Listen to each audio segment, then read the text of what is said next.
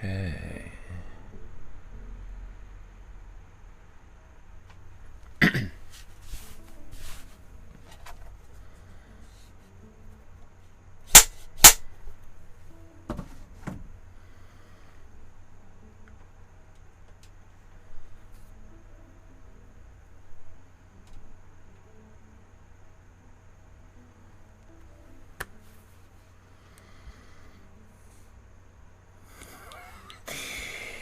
Good morning, everyone.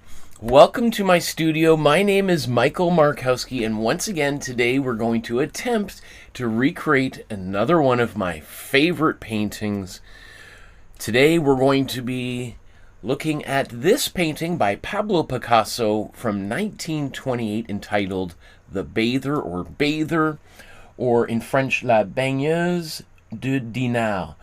And this is a relatively small painting, and just a little heads up, it's going to be one of our easier ones. So this is a little bit of information that I believe this is where the painting resides now. It's at the Musée des Beaux-Arts de Rennes in France.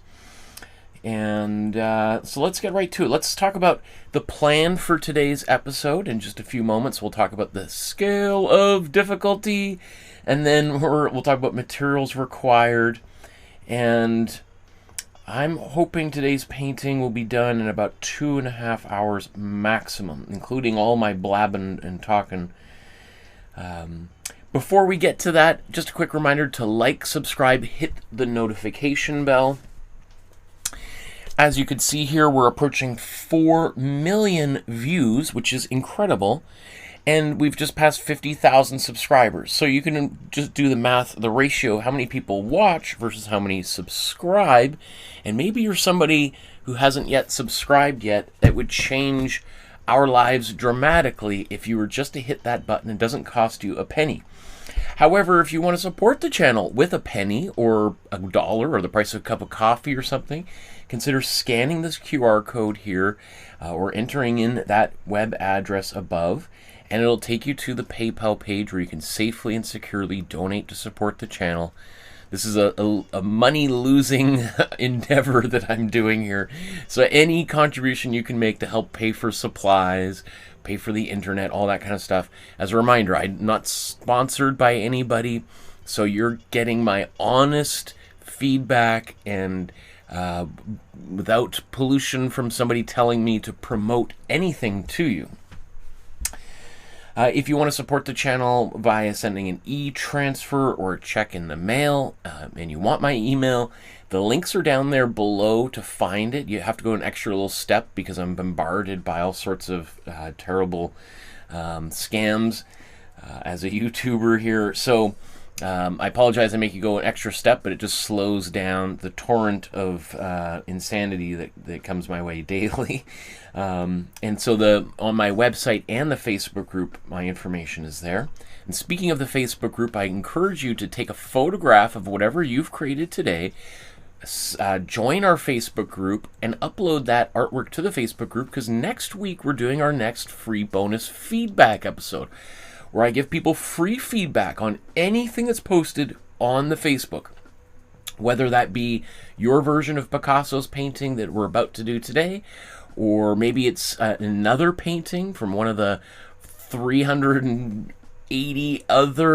86 other painting episodes we've done, or from one of the 50 different drawing episodes we've done, which is the most successful thing I've ever done in my life. Millions of people have watched those free drawing episodes, and you can too. The link for that playlist is below. So upload your work to the Facebook group. I'd love to see what you create. So let's go to our first step here. It's the scale of difficulty. And so how difficult is today's painting? So here's the scale itself. We begin, as everyone does, as a beginner, and then we go from there to a novice, intermediate, advanced, and then a master like Picasso himself. So beginner is someone who's never drawn or painted ever before in their life, and has never watched a video of mine, has no idea what I'm talking about when I say color, temperature, or warm red and all that kind of stuff. Novice is somebody who's done a few episodes, maybe done the very beginning few episodes where they've learned how to mix the color wheel.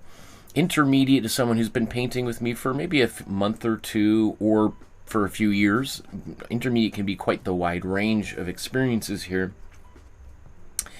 Advanced is someone who's now making their own artwork, and there's plenty of people like that on our Facebook group, as well as people who are at the beginning stage of their journey.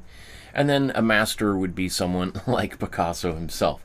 So today's painting is a beginner painting. You need zero experience, kind of like a heart, but a big open zero, in order to make today's painting. And I'm going to go as gently and as easy as possible so that anybody can do today's painting. So, bearing that in mind, let's get started. Let's talk about the materials that you might need to make today's painting. Now, I've done an entire hour-and-a-half long video in the playlist below about how to, what supplies you might need. So I'm just going to cover this very briefly for those of you who are watching me for the first time. Now, you can scan this QR code or go to this Dropbox link there above, and you don't have to give me your email address. You don't have to pay me anything. It's all 100% free. You can scan this QR code. Let's show you where this is.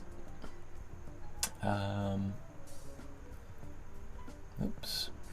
So if you scan that QR code, it's going to take you to the very top here. And this is, you'll see there's, I don't know, 500 folders in here, but at the very top is a 01 Art Supply Guide. And in here you have a color and a black and white version of a PDF that you can download, print out on your computer at home, or look at on your phone while you're standing inside of an art supply store. And that's going to give you all the information you need to buy your art supplies. But I'm just going to kind of go through this really quickly for those of you who haven't done that yet. So we're going to be painting with acrylic on a 9x12 sized canvas board, and I like using these canvas board. There's a link for these in the description below. Now, you can buy these kinds of things at every dollar store in North America for $1. I like these ones that roughly cost $2 because they're a little bit higher quality. They're going to last longer, and they're archival, so they're not going to fall apart. They're just a little bit more substantial. So I recommend buying these ones, or you can get them at your local art supply store. The next thing, and I put this here as a reminder to myself to get out some rags. These are just t-shirts that I cut up and wash. I cut them up and then wash them so that none of that little fuzz gets on my painting. So that's another little tip. It's a great way to fill up your lint trap on your dryer. Because if you've got cleaning supplies ready, you will likely never have an accident. If, however, you don't have some paper towels or a rag nearby, I guarantee you're going to have a disaster. It's just the way the world works. So we're going to be using a method of painting called the split primary palette. Now, this is not something I invented. It's been around for maybe 60 plus years. And I didn't learn this when I was in art school. I went through 8 years of undergraduate and graduate art school. No one ever mentioned this before. And when I stumbled upon it, as I became a teacher and putting together my materials, I was thinking, why is this not taught in elementary school to every single kid on earth? Alongside learning the alphabet, because it just makes the process of painting so much easier. And I think more people would paint if they realize how easy painting can be and should be and is. So essentially what we're doing is we're splitting the so-called primary colors, yellow, red, and blue, into their warm and cool components, because every color has a temperature. So all we need to make almost every single painting that has ever been made by every person on Earth can be made by buying just 8 tubes of paint. 2 yellows, 2 reds, 2 blues, a white, and black. And you know what? You don't even need a black, because we can mix a black from these colors above, which is mind-boggling if you've never done it. And I'm going to do it in today's episode so you can see it. I'll prove it to you. So the reason why this sort of method of painting is so helpful is it emphasizes color temperature. So color temperature means that every color has a temperature. Some colors are warmer and some colors are cooler. Now that doesn't literally mean that some colors you need to wear oven mitts to prevent the paint from getting on your hands and burning your skin, right? Or freezing your skin. It just means that some colors appear to be warmer or have an orange quality to them, versus some colors appear to be cooler, meaning they have a kind of a greenish hue quality to them.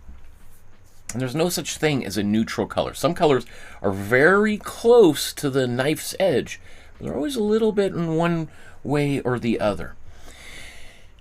And this can help us create the illusion of depth in a painting. And that applies to whether you're making a painting of a person or an abstract painting of a person like Picasso did that we're going to do today, or you're painting a fully non-representational painting like a Jackson Pollock with splatters. We can make the painting have depth without using perspective or recognizable imagery, just using color. So if we put 2 different reds side by side, one red will have the illusion of advancing forward and one will appear to recede into the background. So that also makes the painting process easier. In order to mix the colors you want, all you have to ask yourself is, where is the color that I see? Is it in the foreground? Is it close to me as a viewer? Or is it in the background like a mountain? And if it's in the background, well, we just say, okay, I'm just going to use my 3 cool colors to mix it. If it's in the foreground, well, we're going to use our 3 warm colors to mix it. And if it's kind of in between, we can use a combination of warm and cool colors. So it greatly simplifies the painting process as well. Because sometimes it can be really hard to figure out what color goes where, right? So another way to think about it is it's like a campfire. The closer you are to the fire, the warmer it gets. The further you get from that campfire, the cooler it gets. So mountains are cool. A bug on the window is warm, right? If you're looking out a window. My tag on my sweater keeps itching my neck there. Okay, so I'm about to use... Oh, if I can grab it. I'm about to use my Amsterdam acrylic paint. Now, as I said, I'm not sponsored by anybody. No one's given me any free supplies. But I do highly recommend these paints because I think they're the cheapest paint that you can buy. That gives you the highest quantity of paint for the price and the highest quality for the price. So, you know, a tube of paint like this, 250 milliliter tube, costs about $18 Canadian or maybe $14 American. And so you can buy all 8 tubes of paint for somewhere around like $100, $150. And while that might seem like a lot of money up front, and then you got to buy some paint brushes and some canvas, and by the time you're done, you're probably looking at about $200 investment to get started. But that $200 is going to keep you busy for about, I don't know, 70, 80 paintings. So that's probably enough paintings to keep you busy for 2 or 3 years, assuming you're making maybe 1 or 2 paintings a week, or, you know, like 3 paintings a month kind of thing. You'll probably, paint will dry up in this tube of paint before you paint all 70 or so paintings. So I think it's the greatest investment you can make in your creative journey is a good set of paints, and I recommend these. Now, you don't need to buy these Amsterdam paints. If you want something that's higher quality, you could get Golden. I would say Golden's probably the highest quality acrylic paint out there. And yet, the tubes of paint are, I think, usually about 120 about 120 milliliters, and they're about 3 times the price of this paint. And I'd say maybe they're 20% higher in quality. There's more pigment, essentially that's what it means. The thing is, though, is Golden paints tend to be thicker, what we call heavy body paint, whereas this is kind of roughly closer to what we might call soft body acrylic paint, so it's a little bit easier to paint with. You're probably not, if you're using Golden, you're probably going to be mixing water into the paint because you're like, oh, it's too thick and too toothpastey, where this is just a little bit kind of softer and less gummy kind of texture. Some people appreciate one over the other. Some people find this still too thick, and so they might prefer to use fluid acrylics or even acrylic inks, which are much closer to, let's say, watercolor. So I'm going to flip through a whole bunch of other brands of paint. Again, all of this and more is in the PDF handout that you can download, so don't worry about like, oh, I gotta frantically screenshot. I'm just showing you all this because I want you to know that you can do what we're doing today with virtually any brand of paint that's ever been made. And so whatever you can find at your local art supply store should work. However, there are 4 brands of paint that myself and our community have used that I strongly discourage you from buying. And that's this Fevicryl, Mary's, Peebo, and Museum Color. I would say the most egregious here is Peebo because they're the largest paint brand on earth. And essentially what they've done, these 4 brands, is put way too much titanium white into their paints as a filler. Now, pretty much every brand of paint does this in order to make the paint more opaque, less transparent. But Peebo does this egregiously. And again, they're the biggest paint company on earth, and it drives me crazy that they do that because they're just shortchanging their customers. Now, if you're painting a lot of pastel-like paintings, and a pastel is what happens when we tint a color. Tinting is when we add white to a color. So if you're painting a lot of pastels, great. These paints are going to work fine for you. You're going to be super happy with them. And that goes for pretty much any paint that you might find at a dollar store, right? This really, really cheap paint has a lot of white in it because people generally perceive high quality paint as being opaque and not transparent. That's not really the case. Sometimes the most expensive natural or mineral pigments are very transparent, but you know, it's one of those things, that's what people perceive, so that's why these paint companies do it, because they think that's what people want. But I would strongly discourage you from doing that and getting one of these other dozen or so paints there. So let's move on to our next step here. Hi, Ari says good evening, good morning. Love it.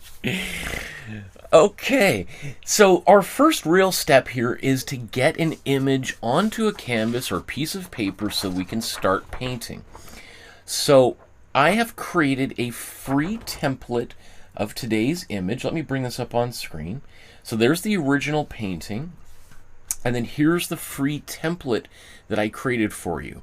So you can draw this out directly onto the canvas if you like, or you can download this image that I created using the Procreate app on my iPad Pro. I just traced over the original image, and then I've created a JPEG and a PDF version that you can download for 100% free by scanning this QR code. It's the same QR code that I showed earlier to download the materials list. So let's go check this out. So essentially what you would do is, this is exactly what this looks like. And we just scroll down. You can see that there are, I don't know, 400 different folders. of different artists across time, across cultures, across genders, that you can select from, and they say the level of difficulty, whether this is a number 3 intermediate, a number 4 advanced, a number 2 novice painting, or if we scroll all the way down here, and you'll see pretty much every one of the most famous paintings on earth has been included in here. Right, O.G. Ho, famous Korean artist, and right below here is Pablo Picasso, beginner. So this is a beginner painting, and you'll see in this folder here, the Bather, we've got the original painting, and then the 2 versions of the outline. One's just a JPEG, one's a PDF. Whatever's easier for you to print off on your inkjet printer, laserjet printer at home or work. Maybe you stay 5 minutes late after work and you print this out, or you go to your local photocopy shop or internet cafe, print it out. I mean, you could paint directly on top of this piece of paper, but you're going to notice if you paint acrylic on a piece of photocopy paper, it's going to ripple and warp. You know, so if you have thicker cardstock you can print off, you could do that as well. Laserjet would work a little bit better because the inkjet might smudge if you get it a little bit wet. But feel free to experiment. I would love to hear what your results are if you do just that. So let's get this on here. So I'm going to take some tape. Oh, I should tell you, even before I do this, so this is my 9x12 sized canvas board, right? And this is the brand that I like using. There's a link for it in the description below. You can buy them off Amazon. They come in a pack of like 24 for like 40 bucks Canadian, like $30 American probably. And they usually come individually wrapped in plastic. I take it out of the plastic, and then I use some 100 grit sandpaper, and I just gently go across the surface. And what that does is it's just getting rid of some of the texture, some of the rough tooth, we might call, of the canvas. And canvas is a fabric that's stretched over a cardboard or like Luan, like thin plywood frame or sheet. And then they apply what's called white acrylic gesso on top of it. Gesso is just clear acrylic paint with white plaster powder mixed into it. Just like, you know, if you make a hole in the wall and then you take the screw out years later and then you patch some plaster over top of it and sand it so it looks like there was never a hole there. Same thing that we do here. So what I like to do is take it out of the plastic, sand it, and then I apply some of my own white acrylic gesso onto the surface. I just brush it on, let it dry overnight. I'll put like some newspaper down, and then I put like a little cup or something that the painting can rest on top of. And then the paint drips off the edges onto that newsprint. I let it dry overnight, and then the next day, it's in. The reason I keep flipping this over is I like just to double check that this is one that I've gessoed, as I see little drips on these edges, and sometimes little finger smudges as I'm moving these wet paintings around, because I like to do dozens of these. I gesso them all at once and then sand them all at once. And of course, sand it outside so you don't get plaster powder in your living room or bedroom or wherever. You don't want to be inhaling plaster powder. So I just go outside, sit on the steps, give it some sanding, and then I'll take like a rag and just wipe off the excess, sometimes even just a slightly damp rag, because you don't want that powder getting into your paint or, again, into your lungs and stuff. So now I've got, so then I let it dry, and as I said, sand it again, and now I've got a nice prepared surface. Okay. Next up, I'm going to take my template, my free outline, and I'm just going to tape it down to the surface. Now there is a horizon line here, so you know what? I'm just going to, let's just do this. I'll show you how I'm going to make sure it's straight here in a moment. Now the next thing I'm going to do is I'm going to use some carbon paper or graphite paper or charcoal paper. There are virtually all the same thing. They are technically different materials, but they do the same thing. And you can buy this kind of stuff at your local art supply store. There is a link to buy it online. You can buy like a pack of 100 sheets of this for, I think, $10 on Amazon.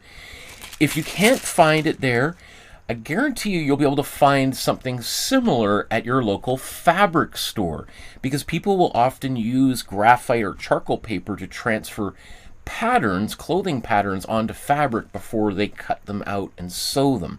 So that's another little tip. And so usually art supply store might only have black charcoal, carbon, or graphite paper, whereas your fabric store might have yellow, red, blue, white. And white can be helpful if you've got, some people have seen that happen before, where sometimes my painting gets too dark and I lose my image, and then I just retransfer it back on top with some white carbon paper. Okay, one thing to note is carbon paper can look, it's the same on both sides. So it's like, what side is up, what side's down? Well, one side, if I just take my pencil and I rub that, oh look, I can see that. Versus if I go on this side, no lines, right? So I have seen people spend 20 minutes tracing it, and then they're like, so let's say they go do this, and then they go like, okay, right? It should be there, but if we do this, and you're like, okay, wait, what? It's not, you know where that line is? It's on this side of the paper. So it's a good idea to do a little bit of a line and then double check to make sure the image has indeed gone on to the other side here. So don't worry about making a perfect copy of this. If you're new to the channel, you've probably heard me speak ad nauseum about how perfection is not only overrated, but pretty much impossible to achieve. It's I guess noble to strive for perfection, to do as good as you can, but to obsess over it is, I think, actually kind of dangerous and very discouraging, because we're humans. We're not perfect, and we're not going to create anything that's perfect. So don't worry about being perfect. Do your best, and best is good enough. You have the rest of your life to obsess about perfection. So if this is your first painting, it would be absurd to expect perfection from yourself.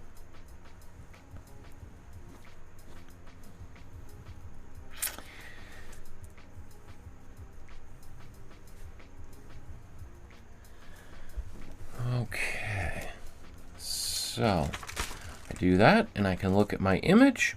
Looks pretty good. Okay.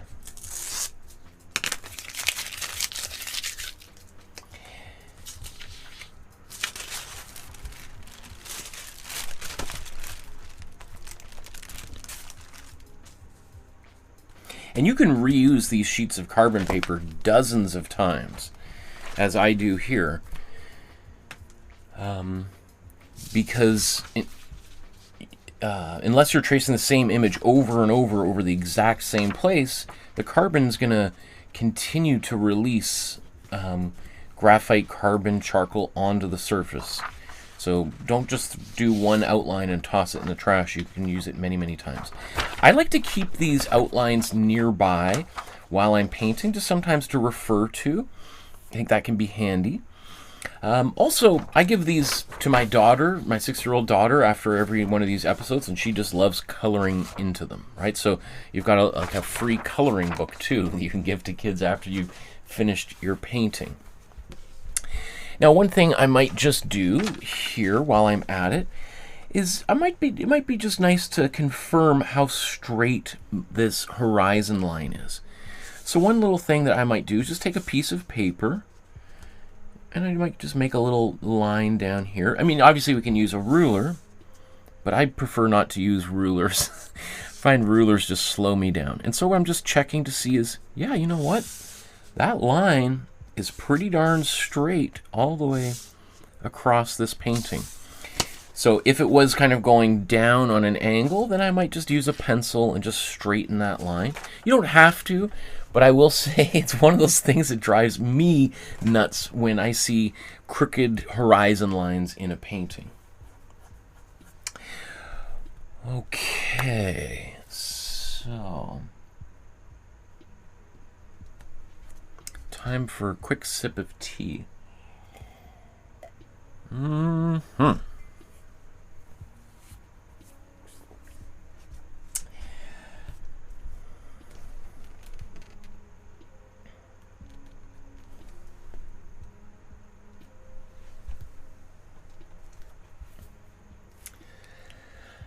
Our next step here is what's called the Imprimatura. You just gotta say it with me. Imprimatura. And you've got to do the little hands too, because it is literally the most fun art word you can possibly say. The Imprimatura is an Italian word that translates to the first layer or the prime layer of paint.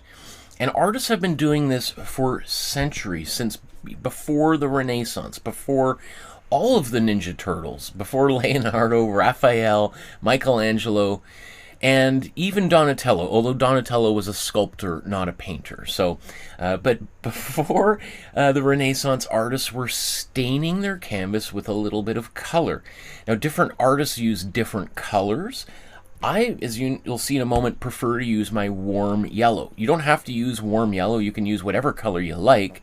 But I strongly encourage you to do this because I think it really helps make a beginner painting look way more sophisticated. Now, it's more common for artists today not to do this. Some of the Impressionists were the first artists to experiment with not doing an Imprimatura, but even many of them came back and was like, you know what, I still kind of like what it does.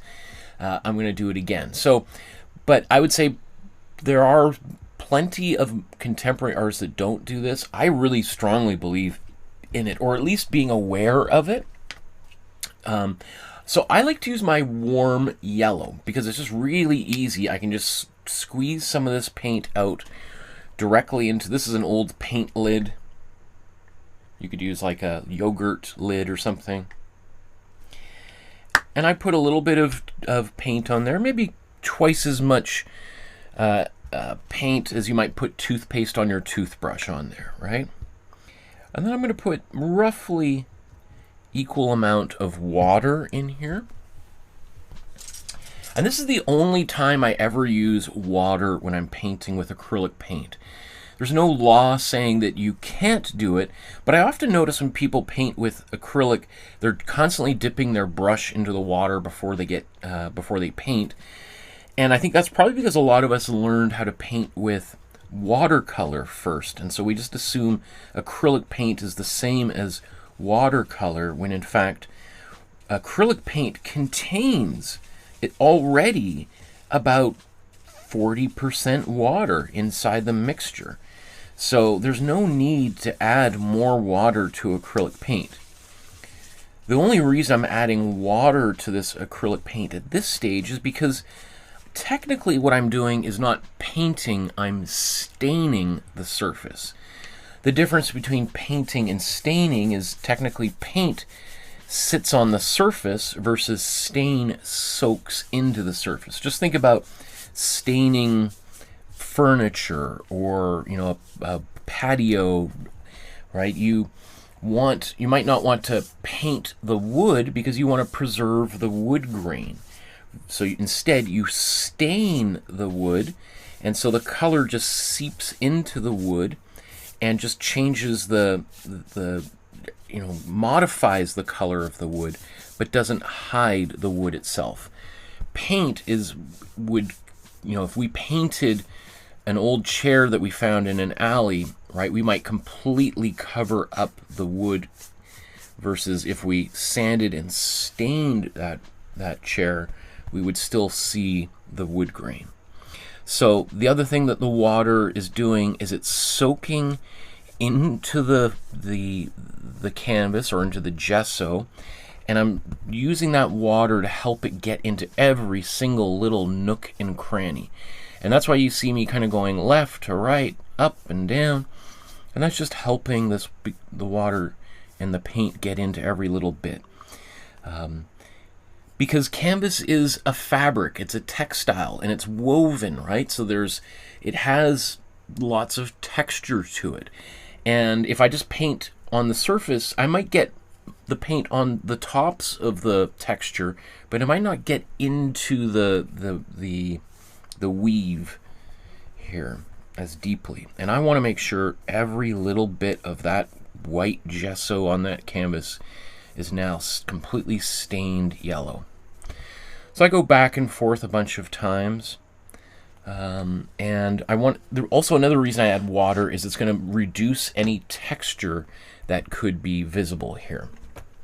I don't want any texture on there at this stage. Okay, the next thing I'm going to do, rather than just put my brush directly into the water, I'm going to take my brush and I'm going to wipe it off on an old rag or a napkin.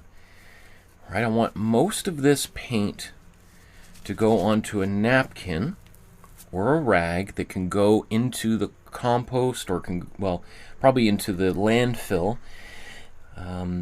as opposed to going into this water, which I'll later pour down my kitchen sink and will likely go straight out into the ocean. And here in Vancouver, I live on the Pacific Ocean, and I love eating sushi. I've got beautiful, delicious, fresh fish here on the West Coast. But acrylic paint is plastic. It's literally plastic. And I don't want plastic going out into the ocean that gets eaten by salmon that end up on my dinner plate later. So I don't want those little microplastics going out there. I'd rather they go onto a rag that goes into a landfill, which is still not ideal, but it's better than going out into our ecosystem, into our food system. Okay, so next thing I'm going to do here is I can just let this dry, but I'm just going to hit it with a blow dryer to speed up this process. So I'm going to mute my audio for a moment.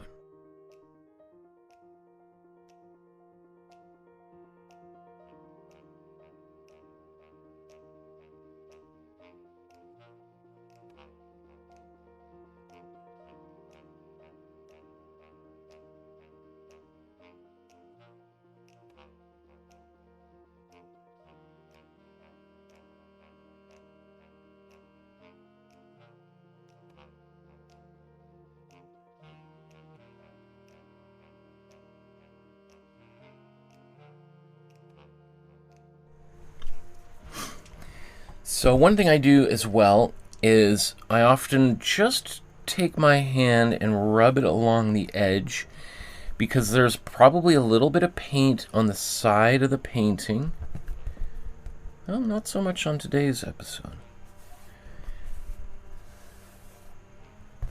Okay, but sometimes there's a lot of paint that comes off there, and if you're painting another color on there, it might mix into that yellow and change the color. But so that's actually turned out pretty good. It doesn't usually go quite so well like that. Okay.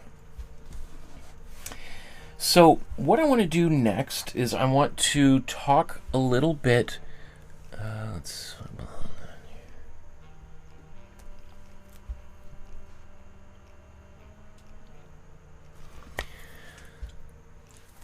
Now, while my Imprimatura dries on my canvas, I'm just going to take a few moments to talk a little bit about Pablo Picasso, and also specifically about today's painting and what makes it so important, and why we're painting it today, of all the many paintings we could have chosen.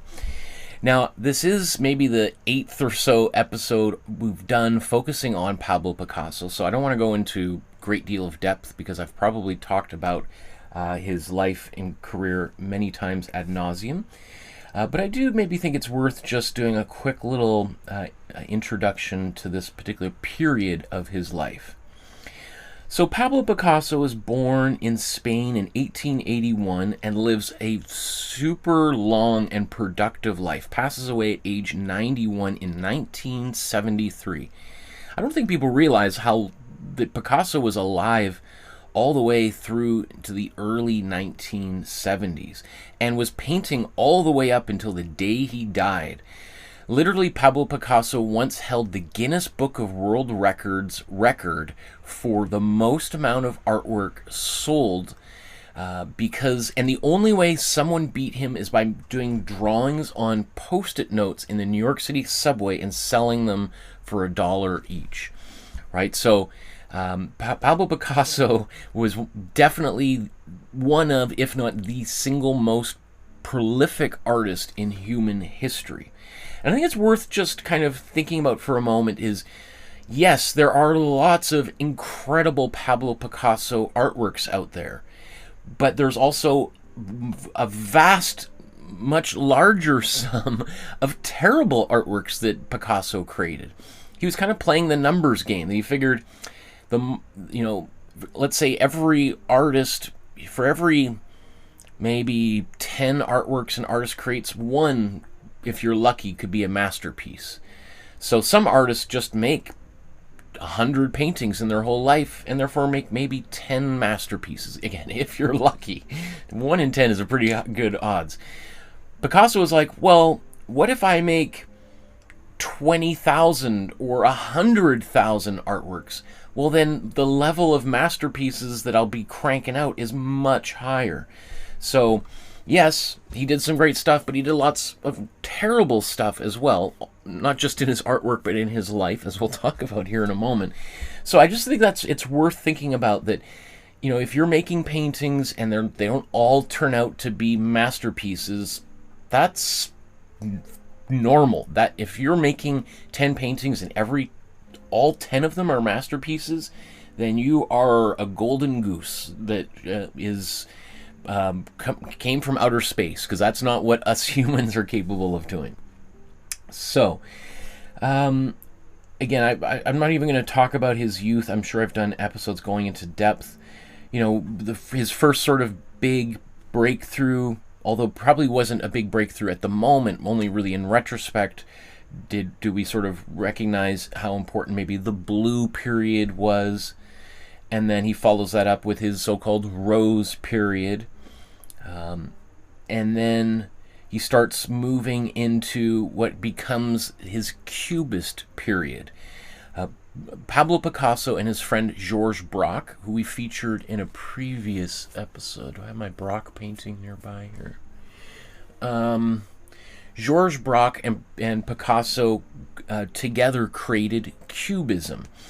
And Cubism was a revolutionary art movement that changed the world quite dramatically. And within a couple of years of having created Cubism, every single artist alive on Earth was forced to contend with Cubism, because you either recognized how important it was and tried frantically to find some way of adopting it into your own art practice, or you made a conscious decision to keep going in your direction and ignoring Cubism, only to be called by the critics and everybody else as retrograde, as being kind of ignorant of what's really going on in the world, and being passed by culture, right? Not that that's actually what happened, but the pressure was real for artists around the world of like, whoa, okay, the game has changed. Do I either play the new game, or do I try to continue holding on to what I've been doing? And a lot of artists, it was quite a hard thing for a lot of artists to do. And so almost every artist at one point tried to experiment with Cubism to see if they could bend it into, or bend their own styles into a Cubist approach. So Cubism is really, let's look at some of these fun costumes and stuff.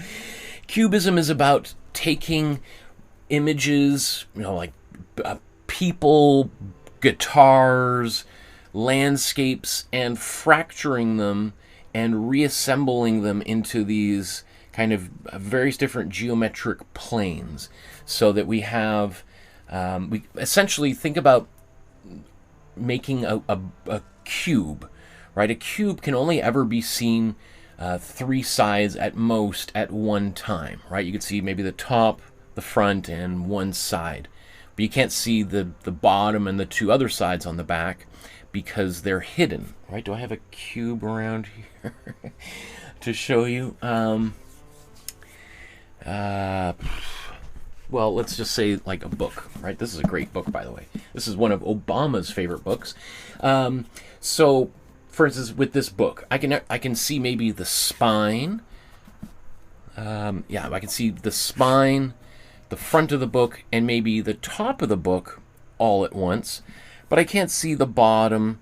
I can't see the pages or the back of the book right now. Right, so I can only ever see 3 sides to this book at any one given time. I might be able to see just one side if I hold it like that, or one side if I hold it like that, maybe 2 sides if I hold it like that, but at most I can see 3 sides. Cubism is about like,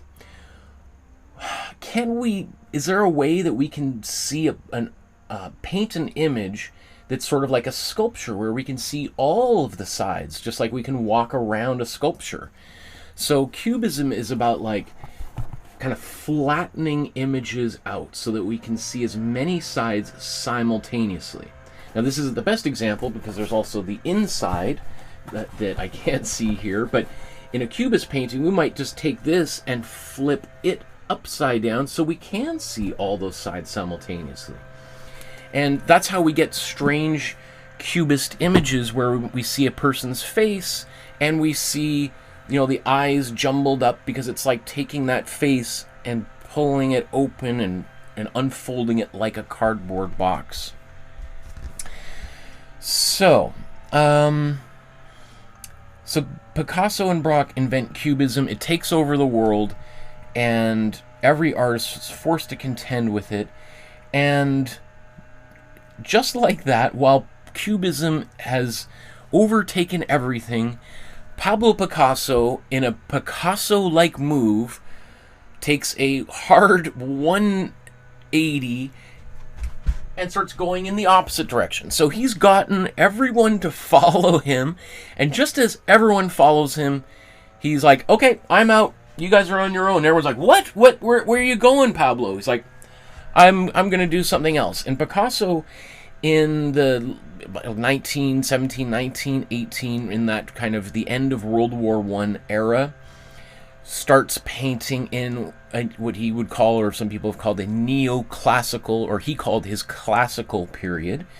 Neoclassicism was an art movement in the 1800s. It was about artists like Jacques-Louis David and Ingres, who deliberately looked towards the art of maybe not even the Renaissance, but like Greco-Roman art for imagery and style technique. And so painting these kind of more idealized figures, which was pretty much literally the exact opposite of Cubism. I mean, essentially Cubism was a revolution against classical art and so-called academic art. Academic art, Leonardo da Vinci would be the poster child of academic art, right? So it's very funny that Pablo Picasso manages to get everyone in the world, or most of the people, to follow him, or him and Georges Braque, to follow them into this Cubist revolution. And just as everyone is following him, he abandons them and sort of joins the enemy, I guess you could say. Of course, people are lost their mind. They're like, what? You just invented a new movement, revolutionized art, and now you're abandoning us and going in the literally opposite direction? And Picasso's like, yeah, I kind of want... And so, really, at this time, Picasso had become quite famous and had started to make a fortune. And he spent some time living in the south he went to Italy and traveled around Italy and was enamored by the classical sculptures there. That's what kind of motivated him to get into classical art. And honestly, this is my favorite period of Picasso's artwork. It's probably the least well-known. period of his work. Most people obviously know the blue and the rose and the Cubist period, and then the period that follows this one, which is his, the Guernica period, immediately preceding World War II. But this, for me, is the most exciting and interesting period of his work. So here, this is kind of stuff that he's doing towards the end of his life, but this period, they call like the neoclassical period, leads into the surrealist period of his career, and that's when figures start coming back in. He still has an interest in Cubism, and we see that, let's say, in today's painting, but it's also, Cubism, when it was originally created, was a pretty rigid, even pseudo-scientific endeavor. Artists were literally thought that they were doing kind of scientific research into the way the mind and the eye perceive the world around them. And so that's why artists mostly used kind of browns and grays and black and white colors, because just like a scientific experiment, they're removing these different variables so that they can narrow the experiment, right? And so Cubism is kind of a very, in its own way, a very serious endeavor that is all about we're doing something important here. We're revolutionizing the world, right? And so again, that's one of the reasons why it kind of took over. Is people are like, whoa, like the game has changed. We're like, wow, what's going on here? There's serious work being done, and that's why what Picasso ends up doing in the 1920s is so kind of counter-revolutionary.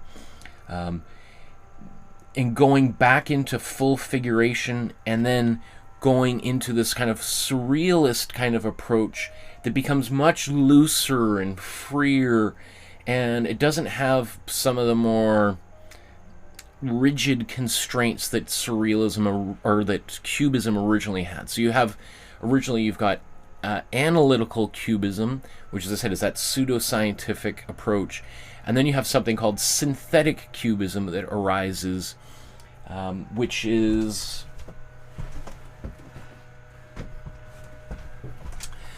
probably best exemplified by Fernand Léger, who was probably the most recognizable of the synthetic cubists out there. Synthetic cubism is sort of like artists are like, yeah, I like what Cubism did, but I'm not so serious. I don't really think we're changing the world or, doing scientific research. We're just going to take some of the fun, kind of abstract qualities of it and kind of play with color and do something kind of cool looking, right? So that's kind of, I would say, what Fernand Léger brought to and I think that same sort of approach starts to form in Picasso's own artwork in the later half of the 1920s, where he's like, yeah, I kind of, like what Léger did, yeah, I'm just going to just kind of distort and transform the human body, but not in such like a self-serious manner. And part of that is the result of surrealism and his involvement in surrealism, because surrealism, best exemplified by people like René Magritte. We did this painting, I don't know, maybe like 4 years ago. Let's look at some surrealist art here. That's a Max Ernst. André Masson, this is what we would call like an automatic drawing. So this is literally just taking a pencil and just starting to kind of draw randomly and without a predetermined vision or plan, which is similar to what authors like William S. Burroughs and Jack Kerouac did with what was called automatic writing. Like literally just sitting down at the typewriter and writing, okay, today I'm going to write a story. I don't really know what it's going to be about yet, but I'm just going to keep on typing until an idea pops into my head. I mean, maybe the story could be about a dog that is named Fido that eats Cheerios, and Fido one day woke up and realized Cheerios no longer existed. The company stopped making Cheerios. So Fido runs out of the house and gets in his car and drives to the old Cheerios factory and argues with the cat that runs the Cheerios factory about, and you see on and on, right? Just literally improvising, making stuff up on the spot. So surrealism is very playful. It's about looking at one's unconscious and the dreams and trying to create unexpected images and stories without predetermined plans or without judging those ideas before they arrive onto the paper. And so it's interesting that Picasso is going kind of bouncing around back. He goes from this cubist phase to this classical art phase, and then he's going to this surrealist phase that are almost all of them are I don't know, pretty much counter poles from one another, right? And of course that just baffles other artists and critics, collectors, because they're just like, man, this guy is, just when you think he's landed on something, he goes for 4 or 5 years and then moves on to something else. It's hard to kind of think of another artist who changed styles so radically so many times throughout his career. And I mean, an example might be, let's say, the Beatles or Bob Dylan, but really they changed their approach maybe 2-3 times at maybe most throughout their career. Like, maybe if Bob Dylan started putting out electronic dance music and then put out a hip-hop rap album, right, that would be closer to what Picasso would have done. I mean, Bob Dylan was a folk artist and then started playing rock and roll music and then embraced Christianity and then Judaism and then kind of gave it all up. And but that's about as close as I can think of as an analogy to kind of the wondrous things that Picasso did. Now,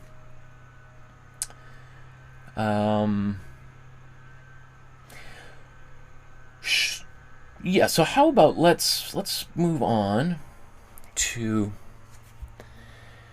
so let's talk about today's specific painting, the circumstances that helped bring this particular artwork into existence. So, as I mentioned, in the 1920s, Picasso abandons Cubism, or takes a break from it anyway, and goes into his neoclassical period that stretches from, let's say, 1918 to 1923-ish or something. And then starts getting interested in surrealism, which starts bringing this much looser, freer, wilder, more expressive, painterly approach to painting into his work. And he finds himself in the south of France, in this little town called Dinard, which is, let's see, I'll just close. Man, someone's making a lot of noise out there.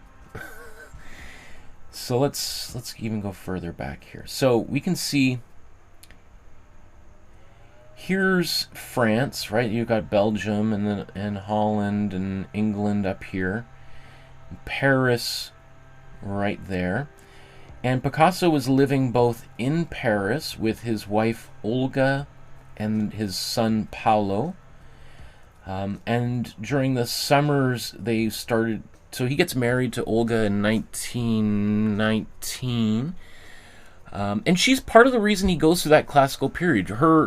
Olga was a Ukrainian ballet dancer that he had met when her troupe, the famous Ballet Russe and Sergei Diaghilev, who was like the great Russian ballet showman, when the Ballet Russe came through Paris, he met Olga there, and they got married, had Pablo, I think, in 1921, and she had very refined tastes in fashion and art and architecture that tended towards that more classical period.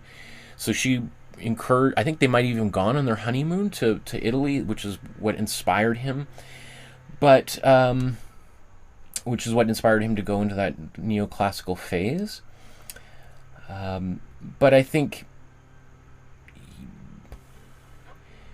at the same time, Picasso also kind of resented her kind of more high class kind of approach to life. Picasso was kind of from a bit of a grittier, lower class, working class background, and I think obviously wanted the finer things in life, but also kind of had a love-hate relationship with that. And I think Olga represented that for him. Like, here's this kind of more refined woman with this kind of street urchin-like character, being Picasso, that was simultaneously attracted and repulsed by kind of everything she represented. Which, when they would go out here to Dinard, here on the northwest coast of France, kind of was the beginning and end of this relationship. Because while Picasso's here on in this beautiful location, right? So let's just take a look at some of these photos. These big beaches here, right in the north of France, would be beautiful, but full of people during the summers. And so Picasso would go down there with his sketchbook and make paintings down there of the people on the beach. And while he was down there one day, he meets this young 17-year-old girl, Marie-Thérèse Walter, and they begin an affair.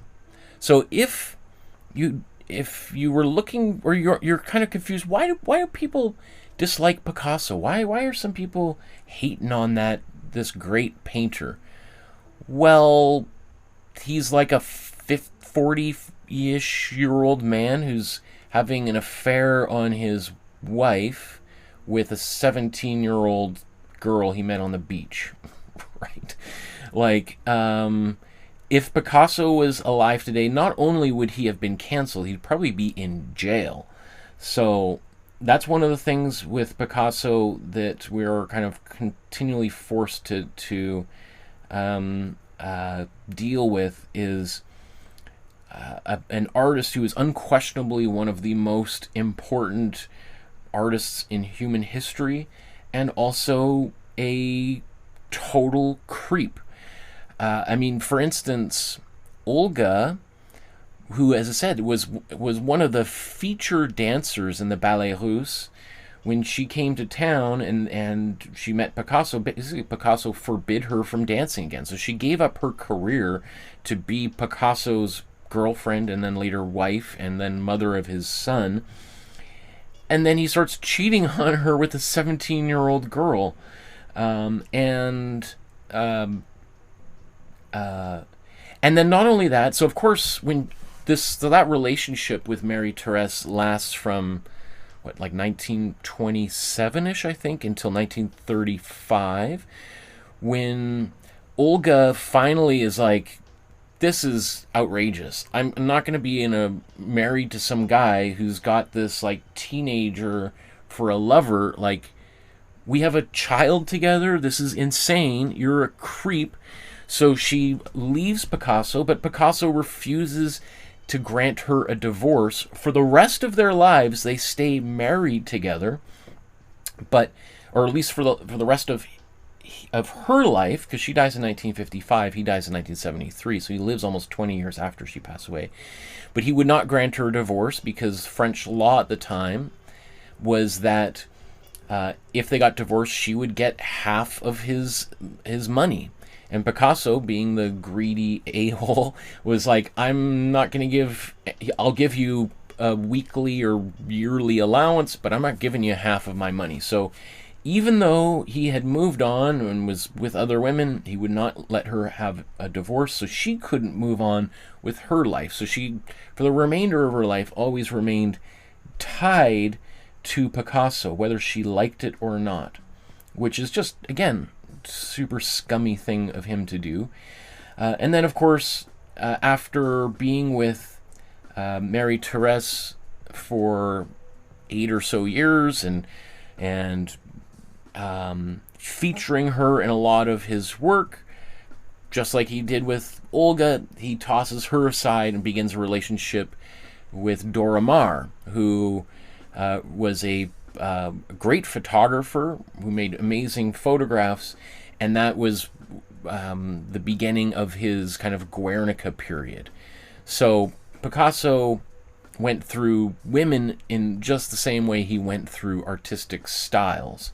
So I think it's really important to talk about these kinds of things, because despite how amazing of an artist Picasso was, he's also a terrible human being. And I mean, I could go into lots more stories about some of this terrible stuff Picasso did.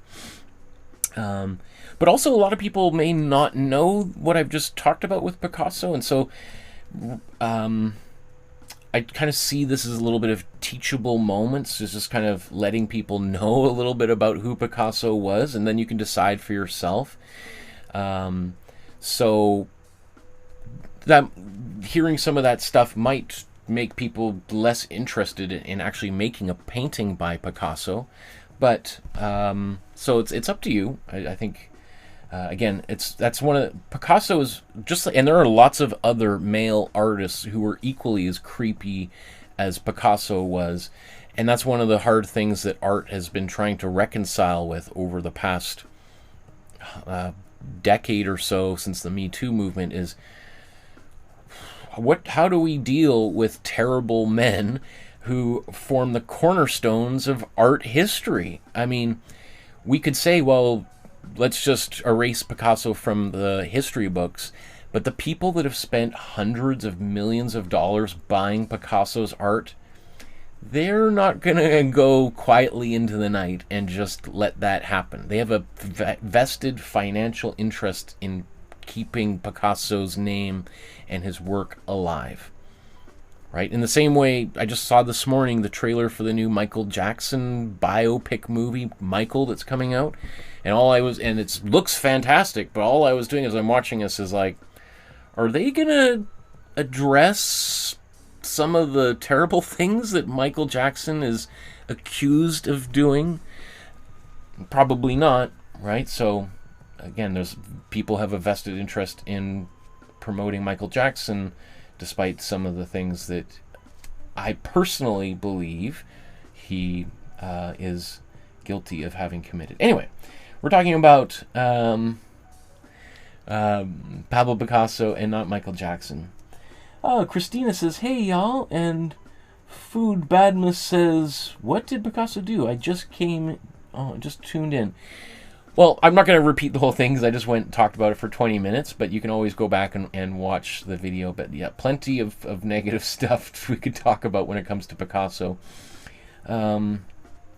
I just thought this would be interesting just to kind of take a look at some of, maybe I'll just zoom in here, some of the artworks that were made around this same time. That's not right. That's when Picasso was born. It certainly wasn't done in 2004. So these dates are kind of wild. But, you know, I love all these such weird things that he's creating. And this is, I think this is probably 1935. So that's definitely not done in 1790. I don't know what that date refers to.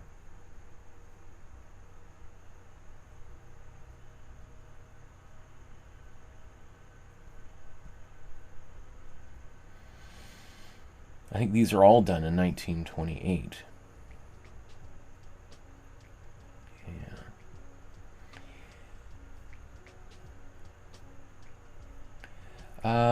Let me see. I just wanted to share maybe, I guess, a few more images of this area here. It is beautiful. And you could see why Picasso liked spending time. It was, you know, it's beautiful, at least during the summer, very warm and sunny.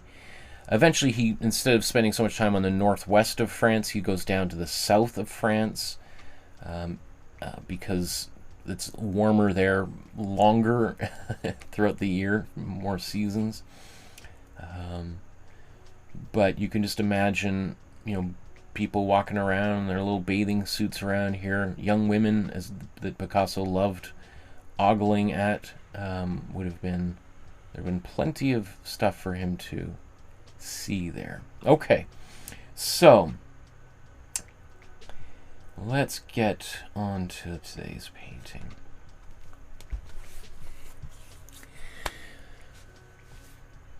So our Imprimatura should be nice and dry now, so let's start painting on it. So maybe the first thing I want to do is take a look at the painting itself and just think about how we might want to approach this. So we've already got our Imprimatura here. I mean, we could have maybe used a little bit more slightly orangey color on here, but one of the things I like using in my yellow is I don't have to mix any color. It's close enough. So the first thing I want to do is think about what colors I want to put in the background. And if we think of the color temperature concepts that I mentioned briefly earlier, we want to put our warm colors in the foreground, cool colors in the background. So how about let's get some colors on our palette. I'm going to put my warm yellow here. Put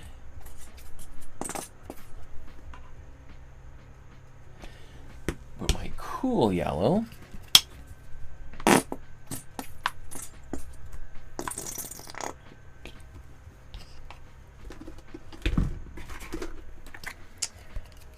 don't think I'm going to need much warm blue, but I'll put it there anyway.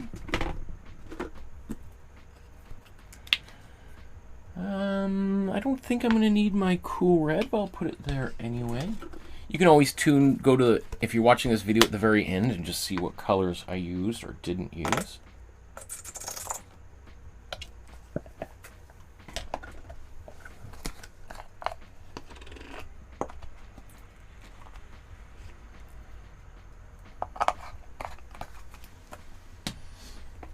Okay, and then I'm also going to use a material called matte medium.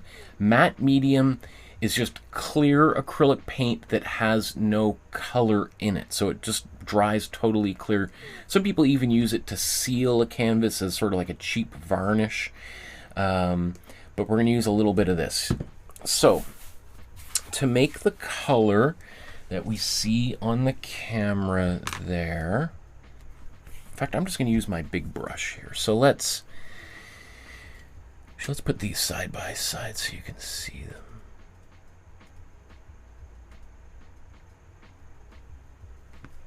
Okay.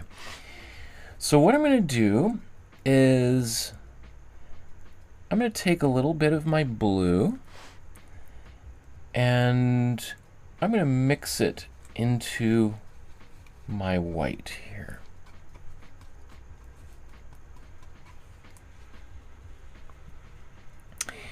Now, I think I need a little bit more.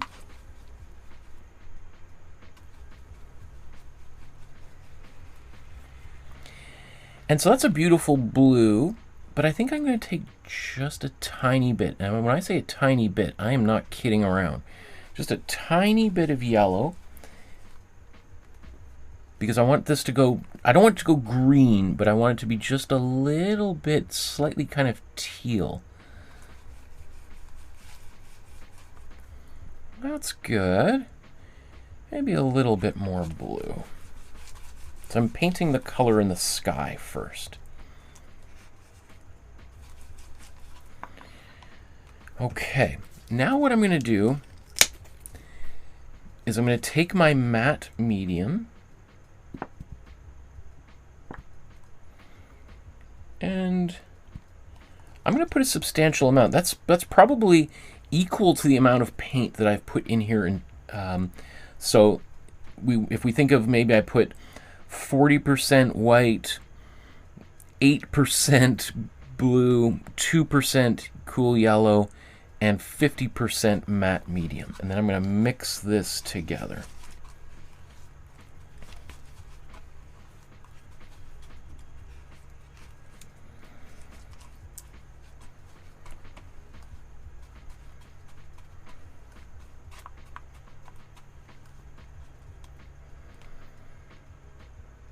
Now, if I bring that close there, you could see it's still a little bit lighter. So maybe I'll take even a little bit more yellow, a little bit more blue. Let's just mix that up. I think that's probably good enough. Not perfect, but good enough.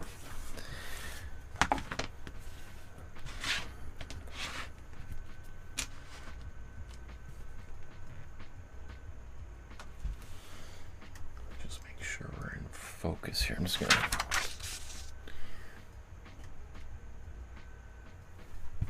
Okay. So now I'm just going to take this color and I'm going to paint right over everything in the top half of this painting. Now you're like, oh, what just happened to the figure?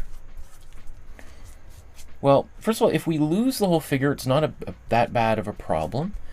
We're just going to spread this across here.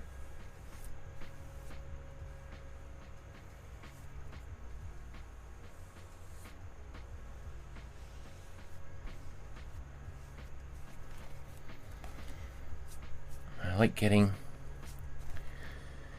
the edges of my painting as well. And then what I'm going to do is I'm just going to, I'll just show you. On my palette, I'm just going to wipe off some of this excess paint there. And then I'm just going to take my brush and I'm just going to wipe off some of this excess paint.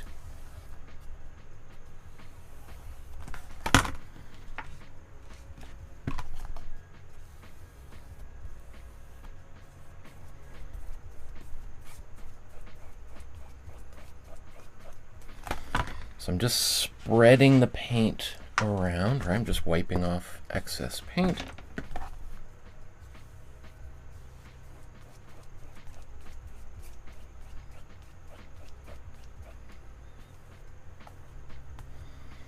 One thing I do find with matte medium though is it tends to speed up the drying time a little bit. So you don't want to putz around too much on this stage. Okay, you know, if I look at these colors, my blue is definitely lighter than the original, but I think that's fine. It doesn't bother me one smidgen. I'll show you something maybe you could do later on if you're like really upset that the colors aren't the same. So now I'm just going to take, actually, you know what? I'm going to preserve a little bit of this color, but next what I'm going to do is I'm just going to take more blue and mix this in here.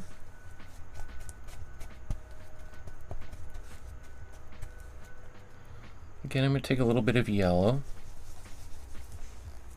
Just a little bit. I saved a bit of this color here just in case I make a mistake or I spill something or I get a bug lands on there. I've got a little bit of that color I can use later on. Let's take more of that blue. Okay.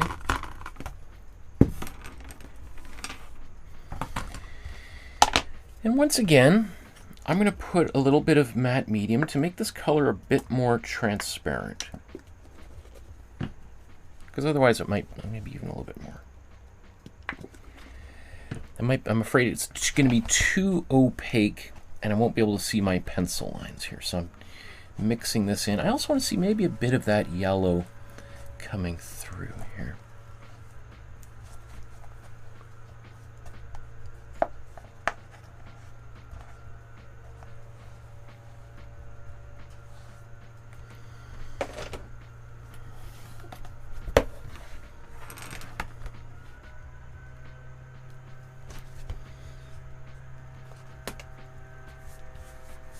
once again, I'm just going to brush this.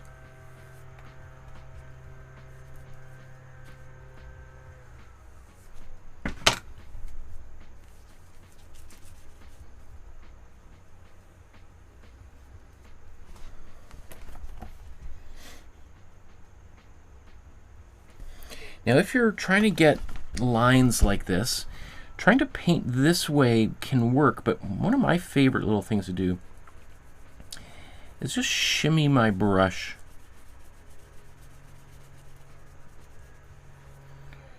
like that.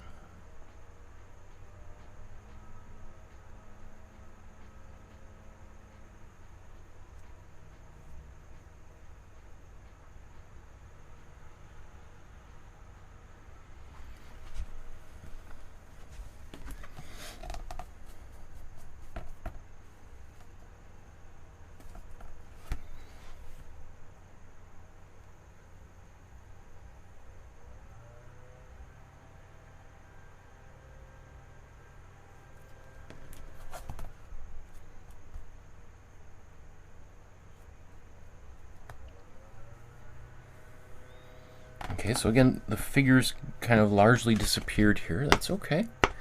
Let's just wipe off some of this excess paint.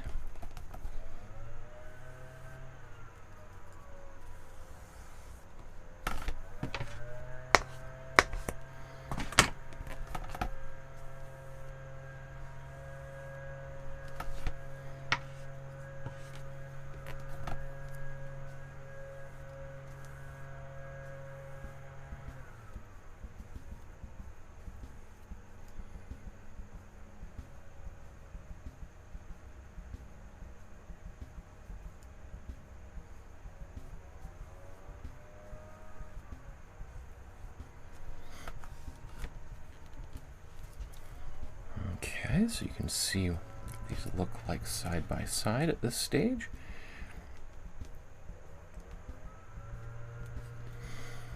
Okay. So now I'm just going to take my rag and I'm going to squeeze all this extra paint that was in the brush right off. Just squeeze it right off there. Right, there's quite a lot of paint left over. You can see how much paint just squeezed out here.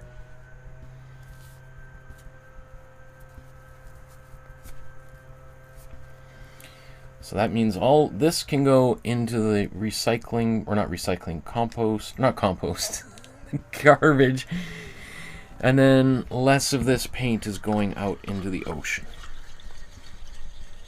And while my water now looks discolored, there is far less pigment in there. I mean, I wouldn't want to drink it, but in terms of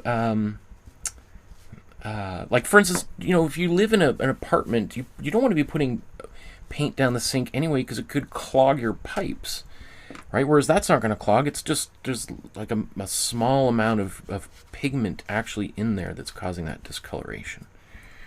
Right, so your landlord will also appreciate that you're doing the environment a favor.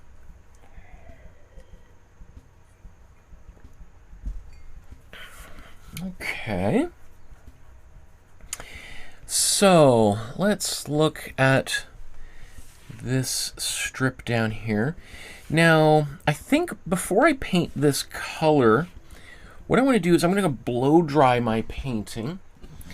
And I even see, look, a little bug landed on my painting there. So if I try to pick that off right now, I'm going to pick that paint and cause a little blemish on there.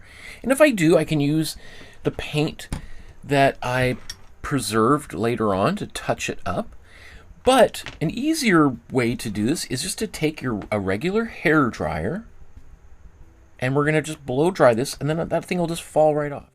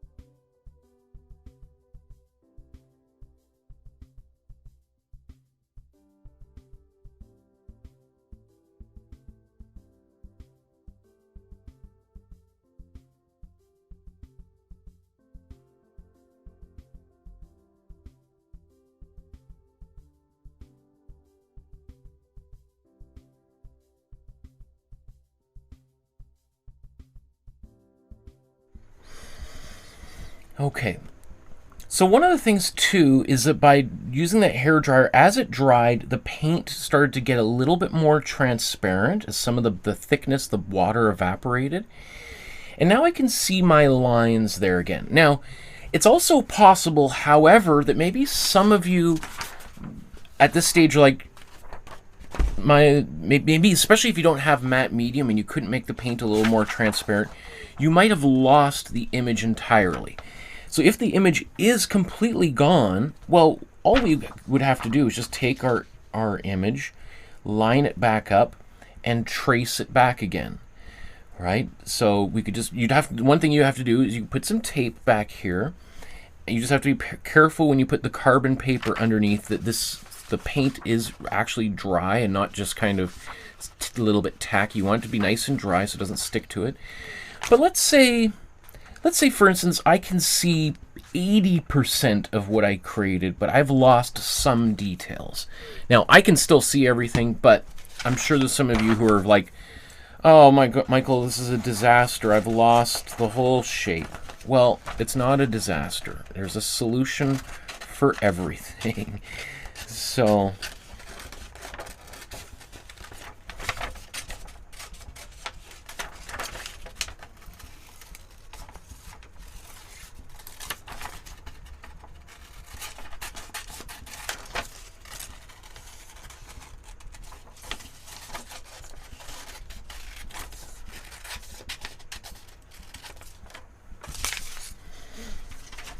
I could cut this out, and if I want, well, you know what?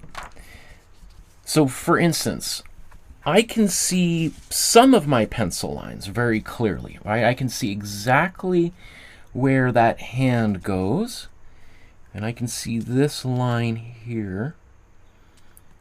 So that tells me that pretty much, oh, well, roughly, if I put it here, I'll be able to see all my lines. So you know what? Let's just do this. Let's just imagine I did lose like 85% of my lines. I can still see them, but let's demonstrate this because this is a beginner episode. I want to make sure that anybody who maybe runs into a problem like this has a way of solving their crisis. So I'm actually I'm gonna put my tape down here.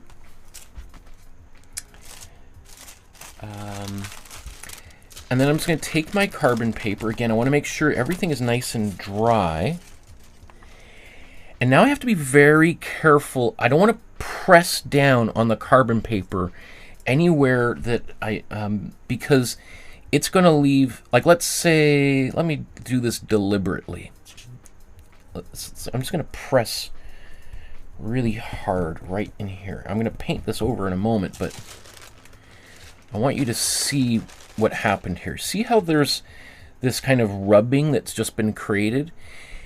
That's okay on the body because I'm going to paint over top of it, but I don't want that in my sky or in the water where it's going to be visible. So I want to be very careful about only pressing my pen into that area.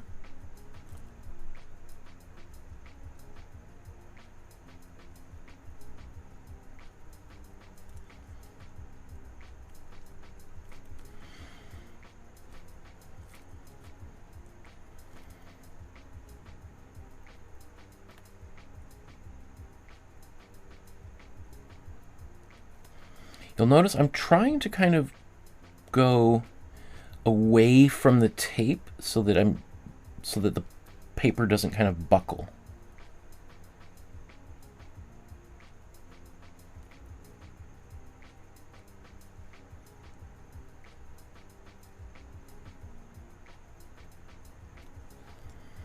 Okay, let's just see how this is turning out. All right.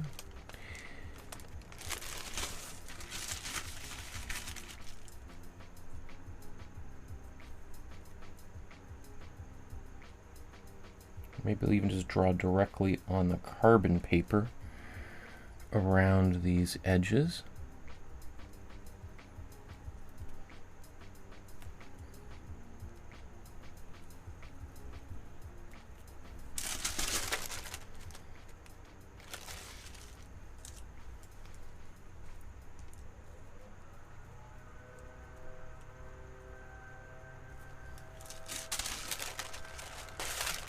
Okay.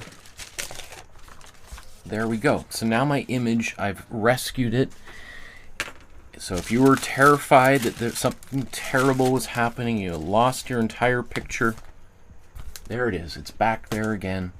Problem solved, crisis averted, everything's okay, life goes on, the world continues to revolve around the sun, everyone is safe. Right? Now, maybe some of the lines I forgot to do here, but I still can see them a little bit clearer. Now that this comes back into focus, like, oh, now I can probably solve the rest of the problem here. So I just wanted to show you that because that is one of the most common things that I see happen is people lose their outlines and they panic. So everything's fine. Well, let's move on.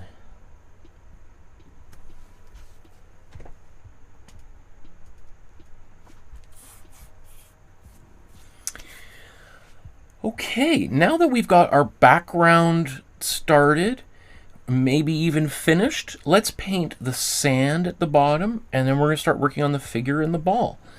So we've used cool colors in our background, right? We used cool blue and cool yellow to mix the sky and the ocean.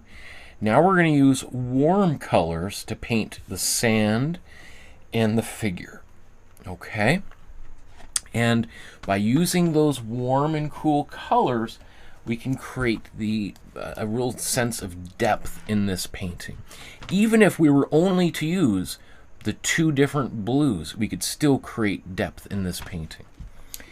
So let's mix the color for the sand.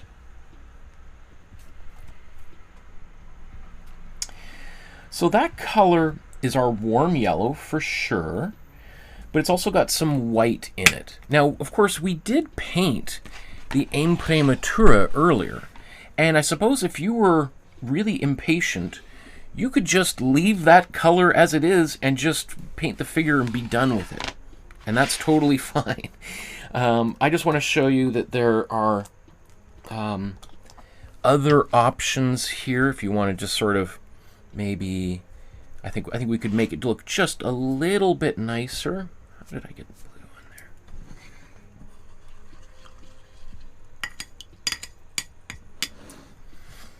With a bit more of a custom color. So I'm going to take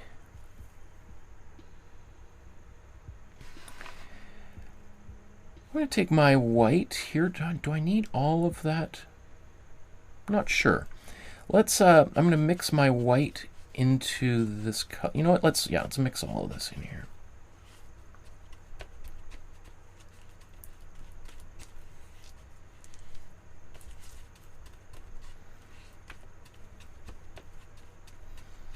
I think that looks good.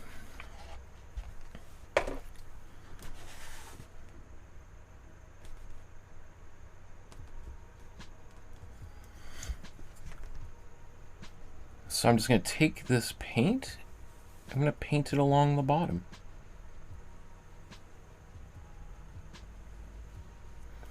Now I'm not too worried about creating a really nice, perfect line in between these colors, the color I'm painting now and the ocean, because I'm going to put a black line over top of it.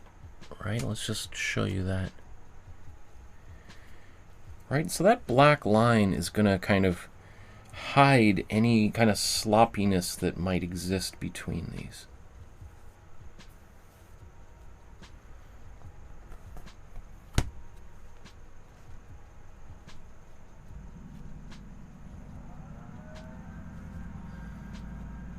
Okay, I mean, maybe I could have put a little bit less white in that color, but I think good enough.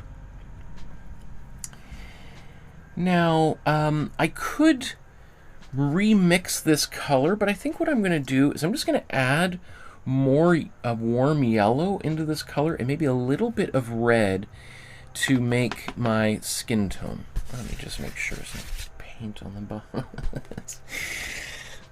Let's take a bit of a risk. Let's do that.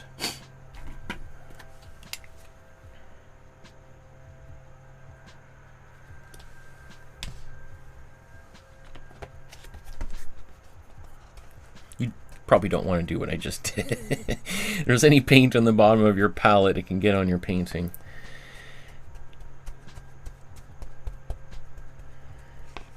That's pretty good. I think, though, I'm going to add just a little bit of warm red in here.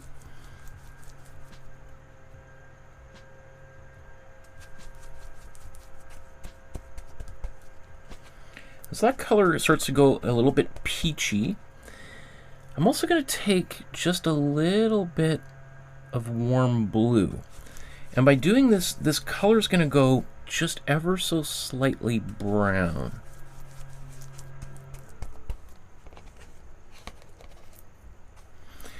The more blue you put into that color, the darker that brown is going to go. So if we kind of have just a little bit of blue, we're going to have a lighter skin color. The more blue and maybe a little bit of red in there, the darker that will appear.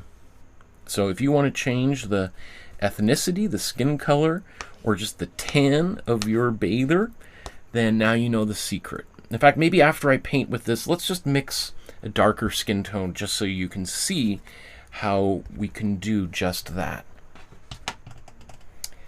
So, I'm just going to squeeze some of this paint out here.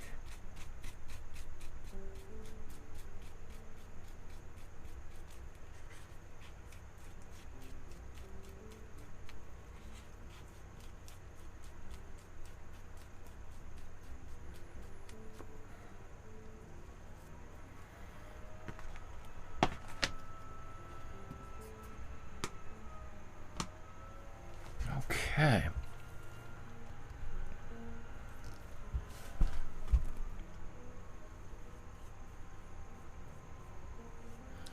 Now this might be a little bit on the transparent side at first, so there's two ways we can do this. We can paint, add a little bit more white into the mixture to start with.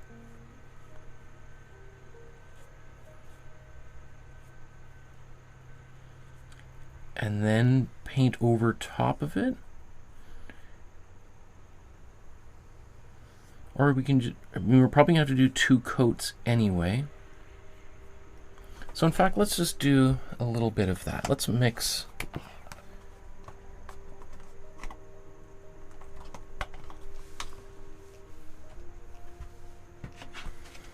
We're going to make a mixture that's got a high amount of white in here.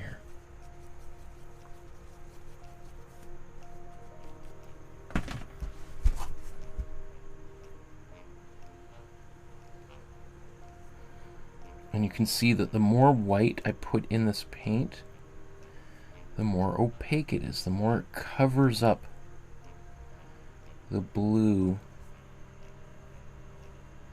underneath.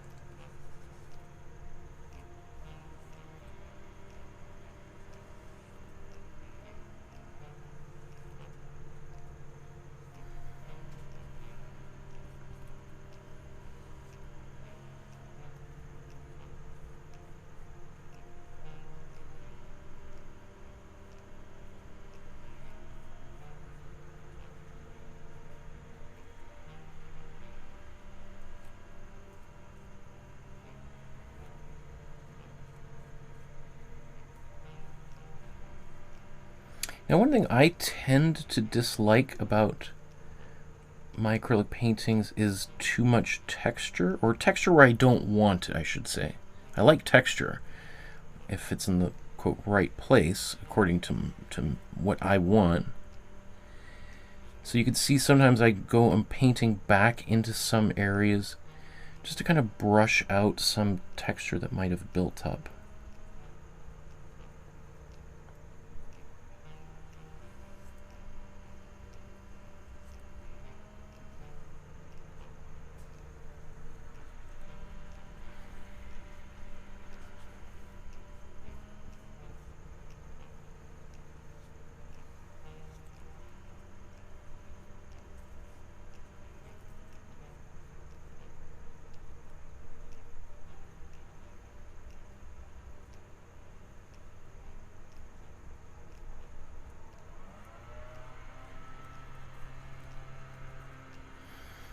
And that sound, it sounds like a, you know what it is? It's probably a leaf blower.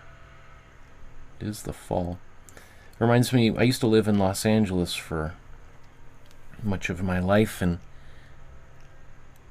the sound of people doing yard work was a year-long thing. There'll always be someone out there with a gas-powered leaf blower or hedge trimmer.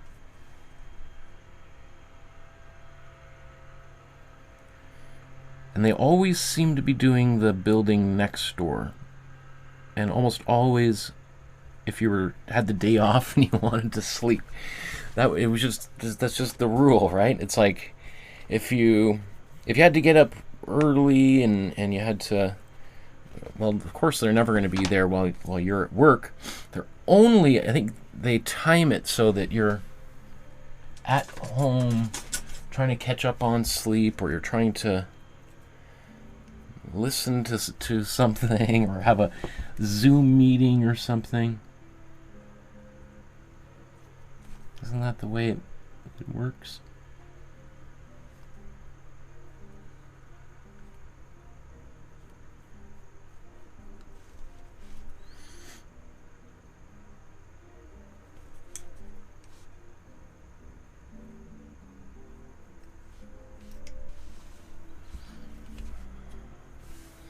Okay, so that looks great.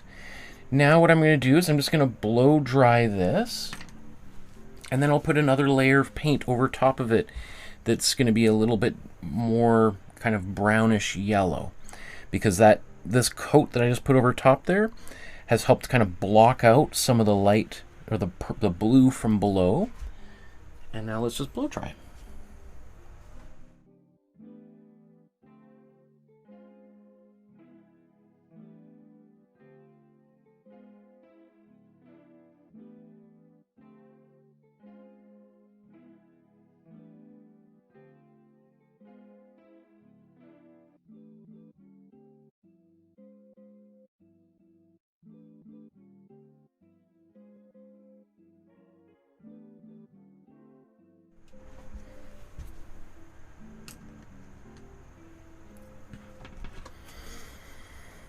Okay, and actually I just realized I forgot to paint the ball.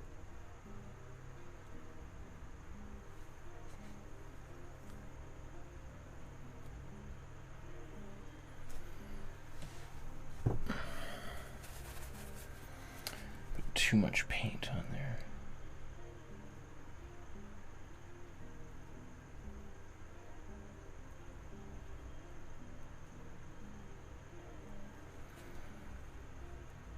I might just go back in some areas. It might have been even more transparent. Let's just do that again.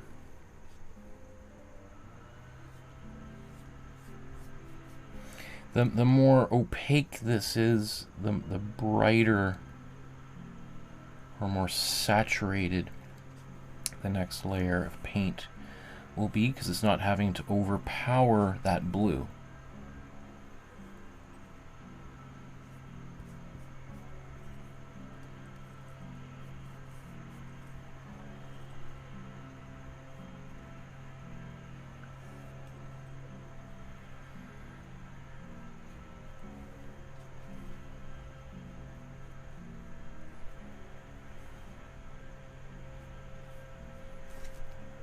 Okay.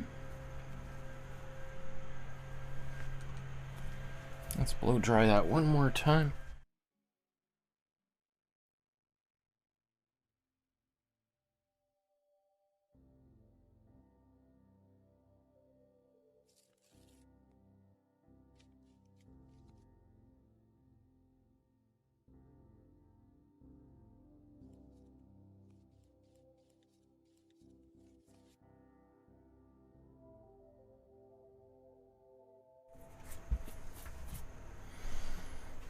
Okay, I'm just going to clean that brush a bit.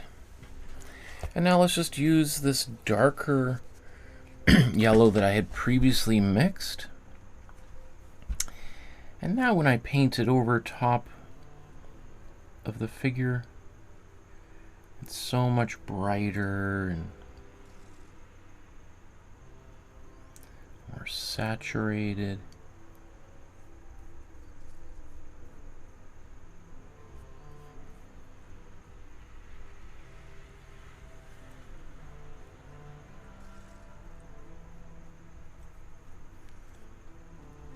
So what I'm doing here with my fingers is when I went around these edges with my brush, lots of texture was created there, big kind of ridge, and I just used my finger just to wipe some of that excess paint away.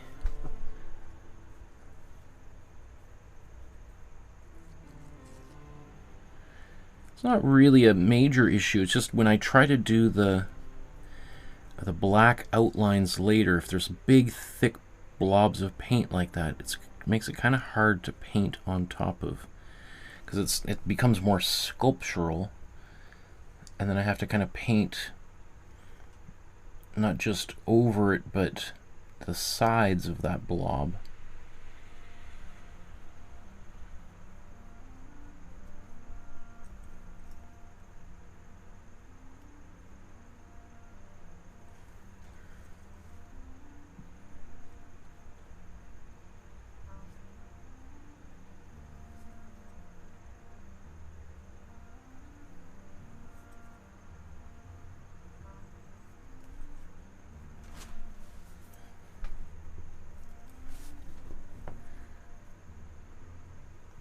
Just make sure when you do that you've got your fingers are clean so that you're not making a bigger problem for yourself.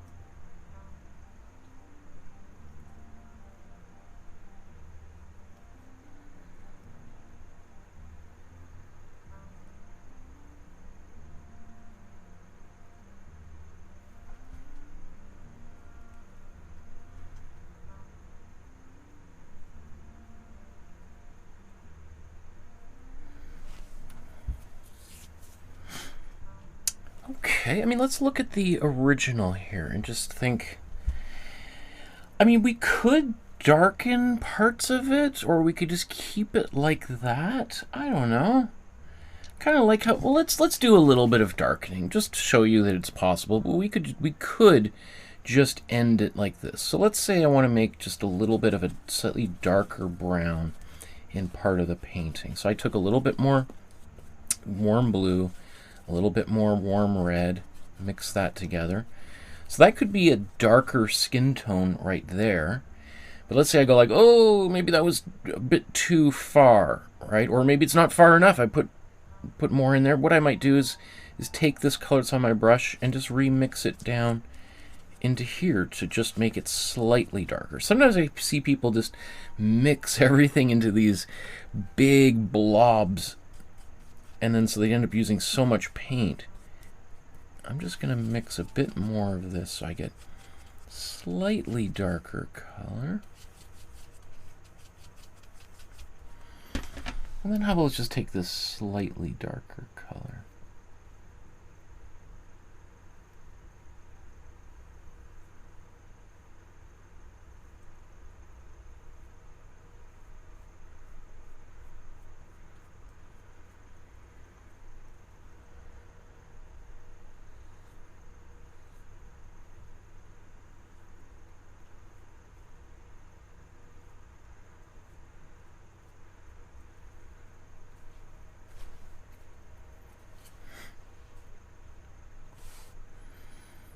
And you know, on one side, maybe there is a little bit more blue. Let's take a bit more blue.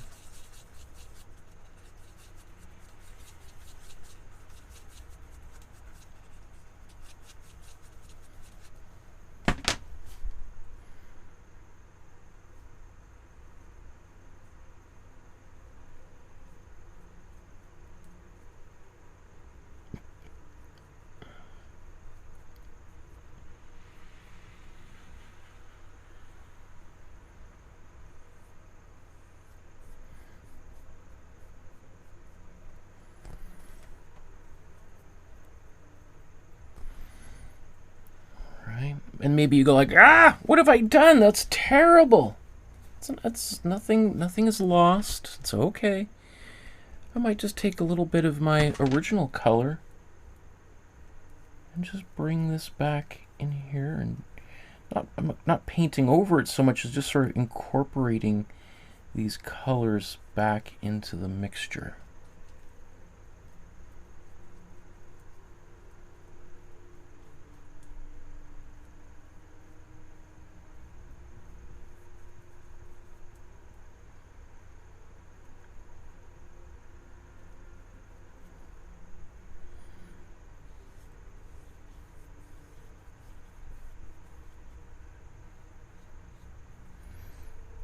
So by doing this, I've created a bit more nuance to my figure, to the coloring, or what we would call the modeling of the forms.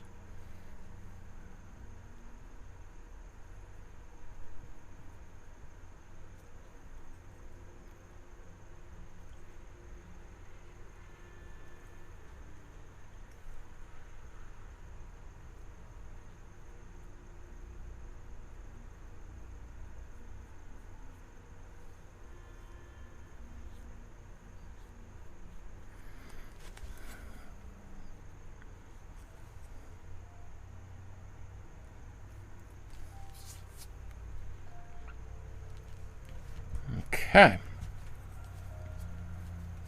I could add more red in here, but you know what? That's good enough. This is a simple episode. I don't want to overcomplicate it.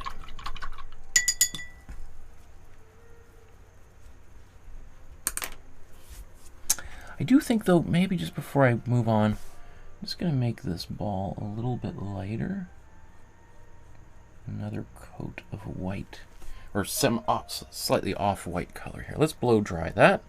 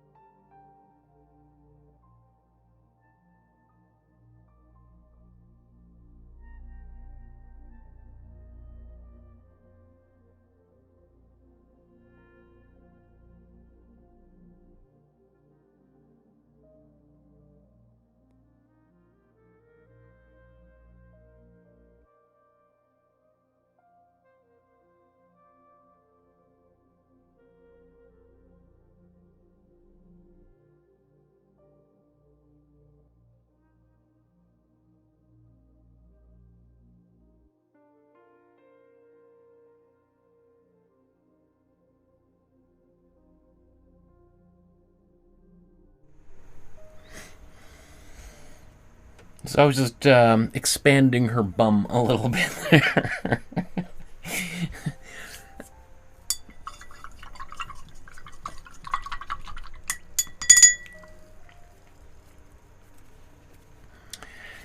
So, I mean, I'm pretty happy with the way the painting looks as it is right now. But let's say we want to continue forward here and just do the outlines next. So I think that'll be our next step here.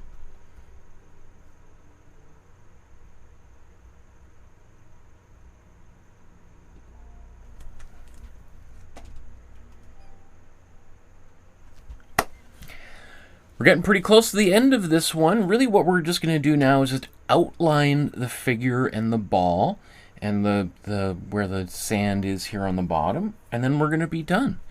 So let's take a look at the original and just think about what color we're going to use for doing outlining. Well, it looks like just our typical black. Right, so we could just use black right out of the tube. But as I promised earlier, what I'm going to do is show you how to mix your own black. So to do that, I'm going to need a little bit more cool blue.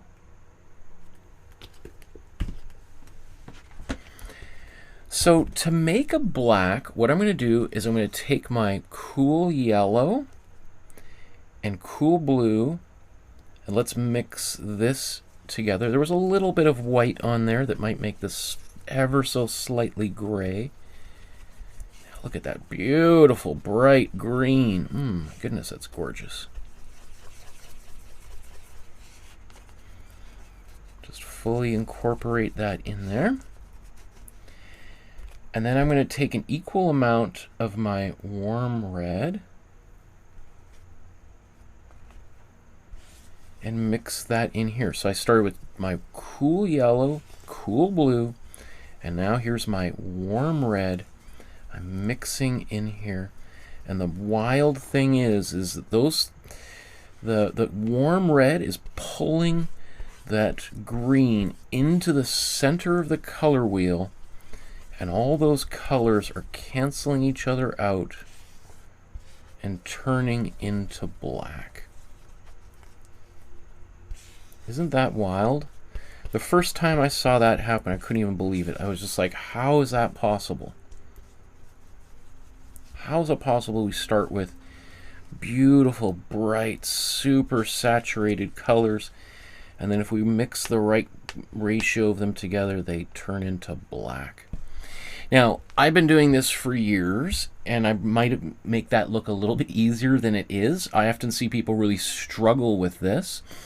And what the kind of what ends up happening for a lot of people is, first of all, they don't mix it in enough, right? You see that you don't see any red, you don't see any yellow, you don't see any blue here, because every bit of it has been incorporated in there, right? So that's one thing, is people don't fully mix the color in, and then they start adding more and more. But if the color, for instance, looks a little bit still green, well, that means we need to add more red, because that green isn't quite in the middle. It's kind of hovering on the outside of the neutral core, which is we call the center of the color wheel. So you need to add more red to pull that in. If it's a little bit brown, that tells us we've got plenty of red and yellow, but we need more blue. If it's a little bit purplish, that tells us we've got plenty of red and blue, but we need to add more yellow to pull that purple into the middle. Okay. So now that I've got this color, I'm going to, should have cleaned this brush earlier. I'm going to paint with it. I usually do a good job of cleaning my brushes as I go, but not setting the best example today.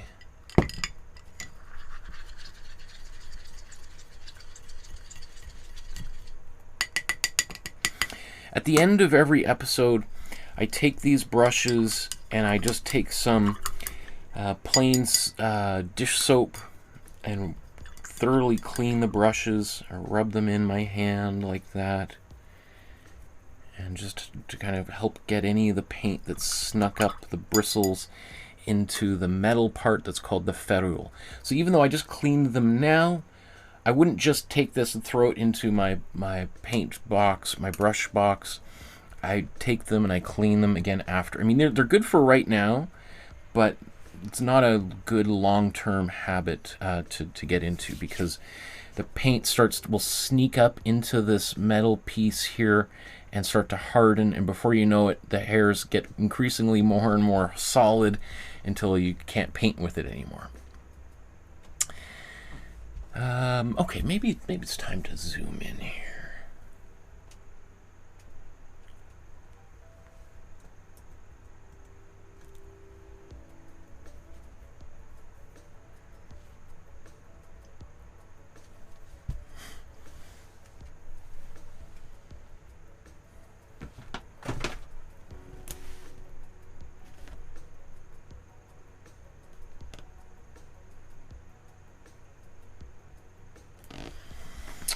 So what I would typically do here is maybe paint in a part of the painting that is probably not going to be the center of people's focus, right? Like, so maybe not going directly to the face. If you've never painted before, I would leave that to last, and so I build up some confidence and some some familiarity with painting with a smaller brush and doing details, because that's what people are probably going to look at first or close to first, right? So we want that to be some of our best brush strokes.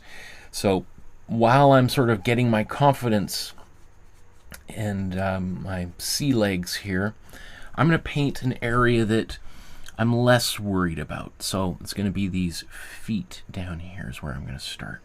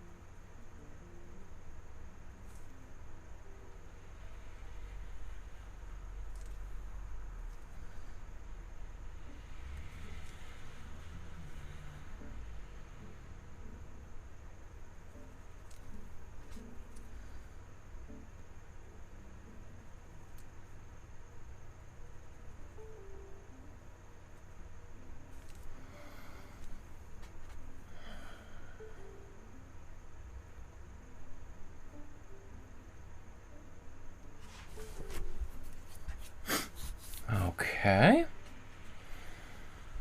Well, let's keep going. Maybe let's do the other leg here.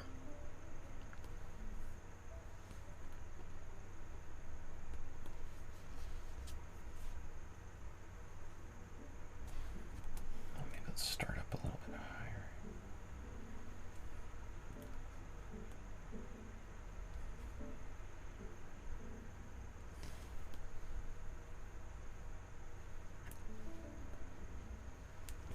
In fact, where should we go? Let's do this right here.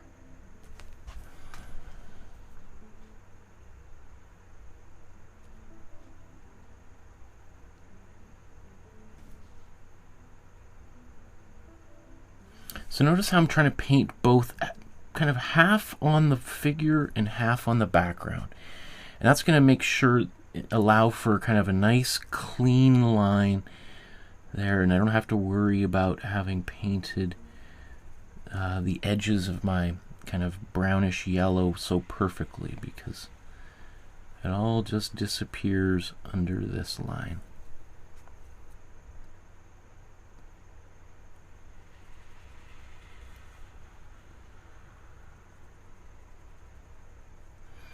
So as I'm painting, I'm spinning the brush. Oops, let's get this. Oops.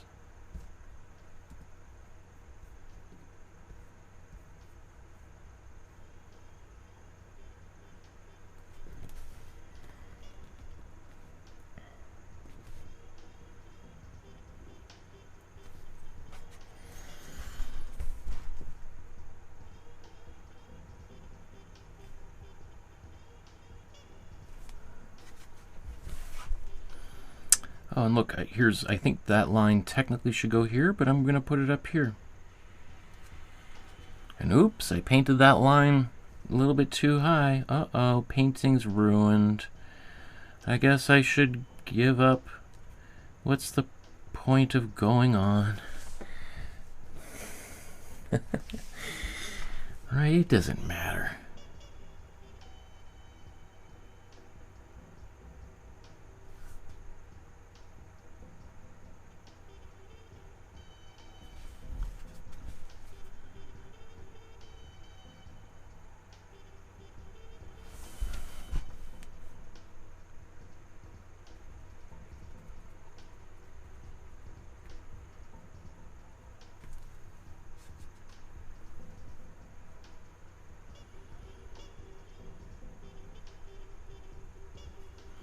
Looking at these colors and thinking, looks like he painted them a little bit lighter, a lighter brown, so I could do that lighter brown or just paint them black, right?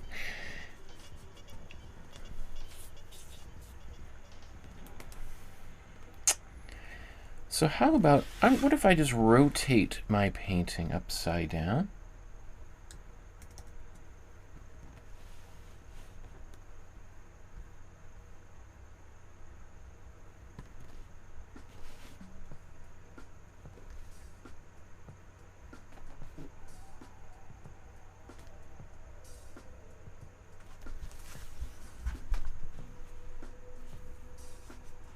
Now, one thing that happens, notice how the paint is starting to kind of clump up. What I tend to do is I'll wipe off some excess, and then I'll just clean off my brush so I get a kind of nice fresh brush again, and then I can get some paint so it's not all blobbed up on the end of my bristles there.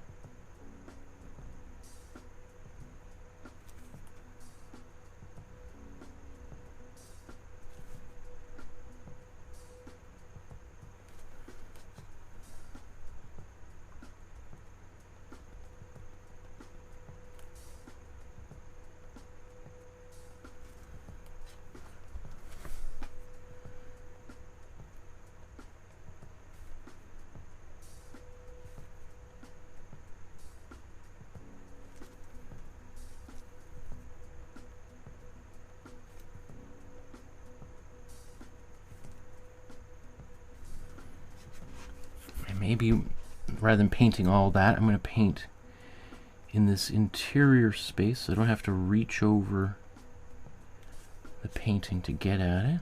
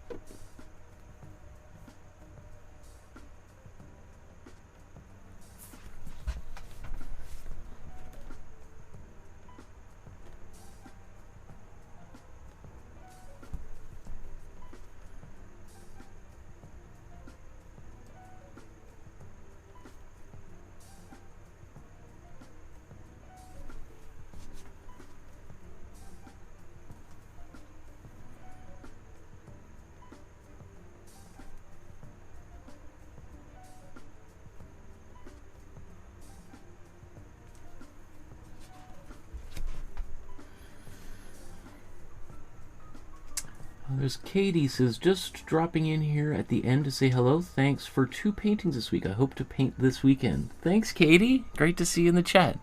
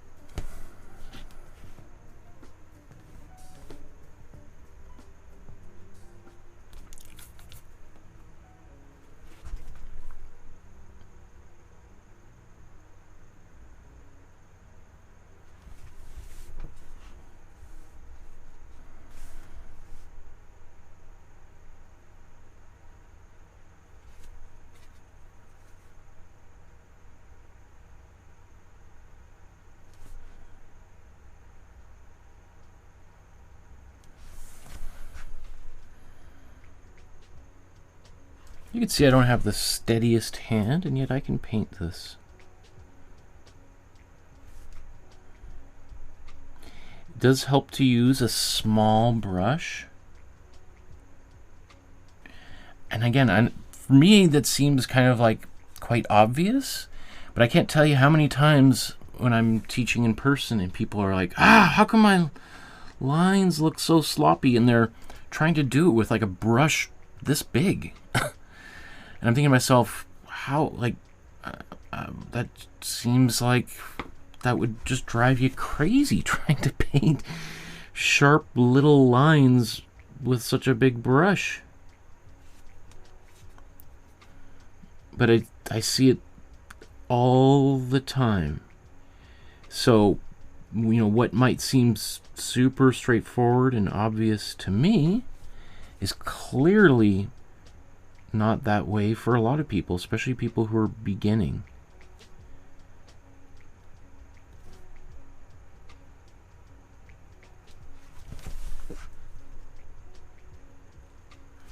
An analogy might be, if you're painting the walls of your bathroom, you might use a roller for most of the work, but there's definitely going to be times where you might use a smaller brush to get into some of those harder to reach places. But I think we've all been maybe moved into a house or apartment and seen, pretty sloppy paint jobs.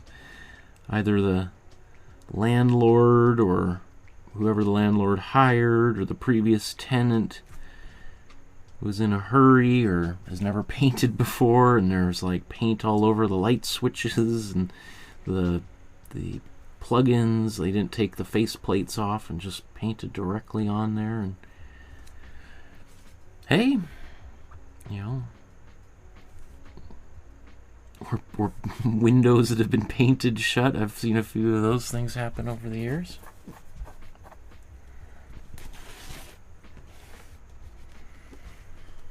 Okay, let's just take a look at this.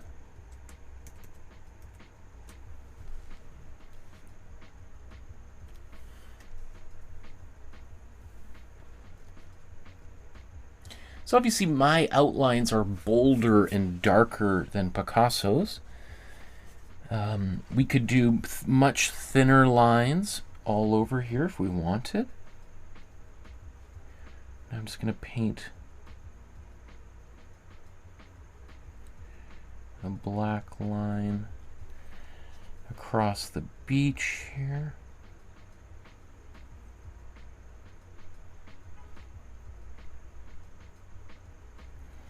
I kind of liked it without this line, but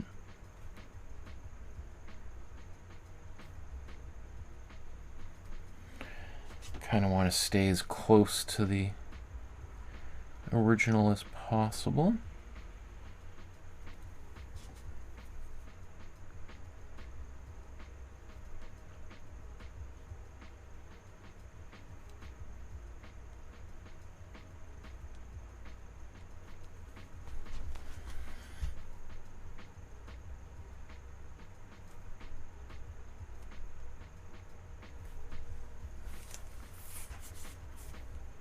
Now there are some kind of, I don't know what those marks are on the side there. I don't know if I'm going to incorporate those into my own painting. Next up is the eyes and our mouth, maybe, however you might determine those. So, well, you know what? So let's say I've lost those details here. So let's look at how we would solve that particular issue.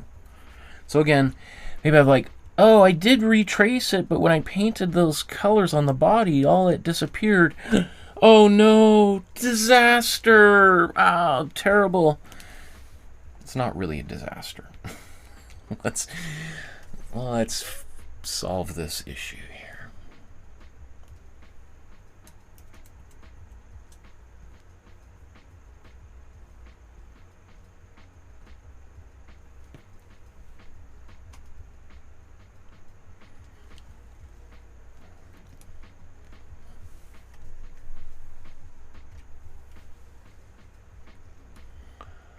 So if we've lost some of those lines, well, we're just going to have to draw them back, right? So to me, when I look at this, it looks like the center of the face is in between all three of those dots. So if that's the center, I'm going to put a dot here, here, and here. And then, of course, we've got that. So let's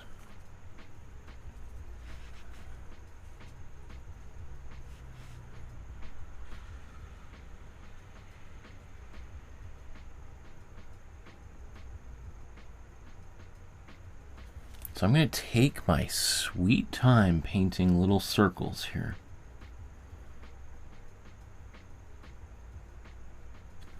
Oh no, I got it in the wrong place. Disaster. Let's take a nice, slightly damp cloth and just wipe it away. And then let's do it again.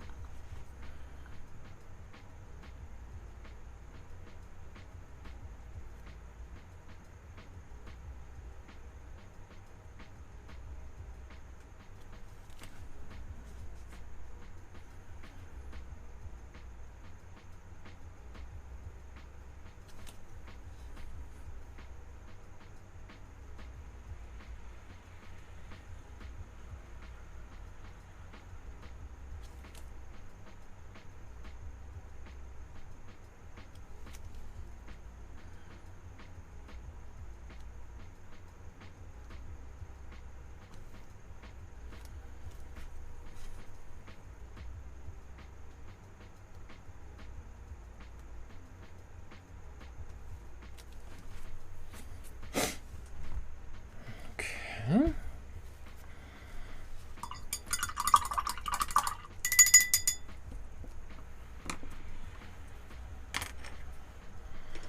Now, there's a little bit of that color from the skin over top of the sky for the hair, and there's also a little kind of blush on the cheeks.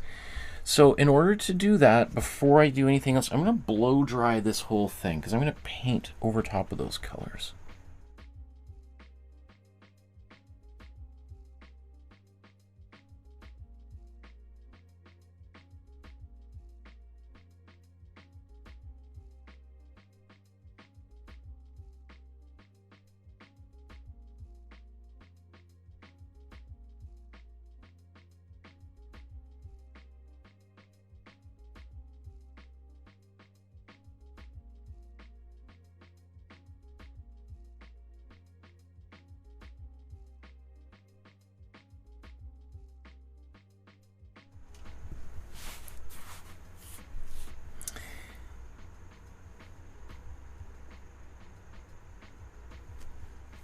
Okay, so that's still a little bit wet.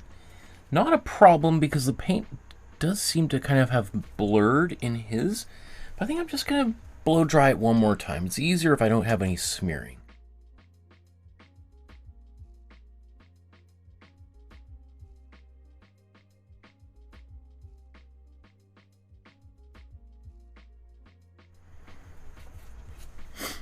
Okay. So I'm going to go back to maybe one of my skin colors that I used earlier.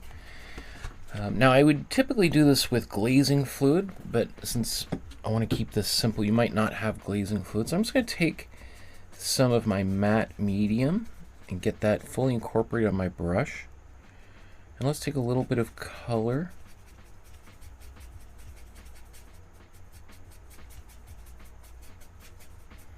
This is going to help make the paint just a little bit more transparent.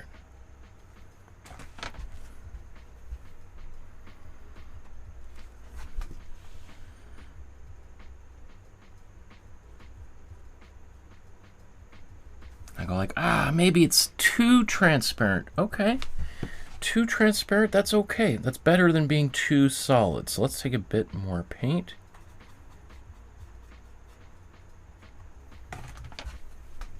Try it again. Well, it's a bit better, Michael, but still a total disaster. Really? Okay. Well, let's blow dry it and we'll do another layer.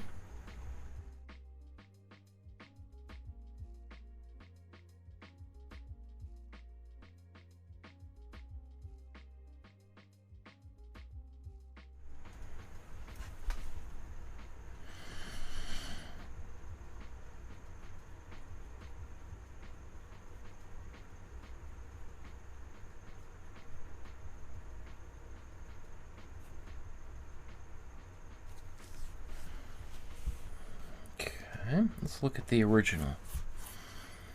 Oh, but look, my black lines are all, it's a total mess. Ugh.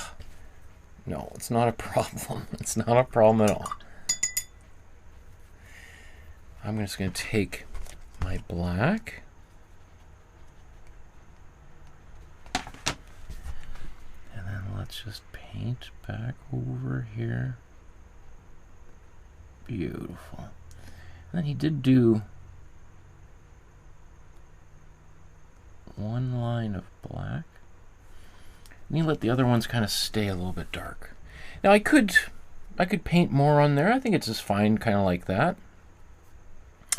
I do want to paint the blush though on the cheeks.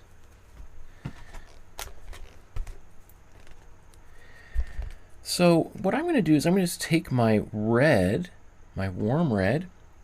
I'm going to bring it over here to this color I was just using. That's semi-transparent color.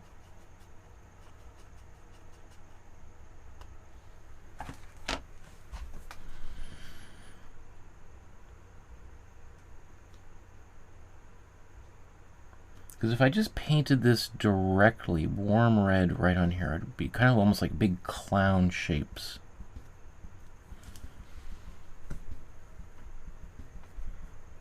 Right. And then maybe I kind of want it just a little bit darker. So I'm going to take an even bit more of this red.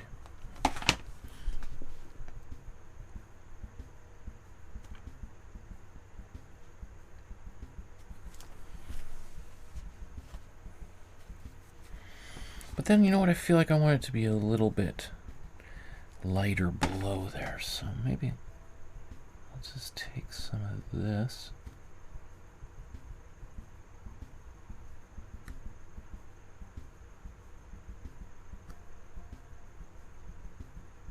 Just blend it out a bit. And you know, as I look at that, I feel like, you know what, maybe there's a bit of that slight bit of red in this hair too, or a little bit of brownish qualities anyway.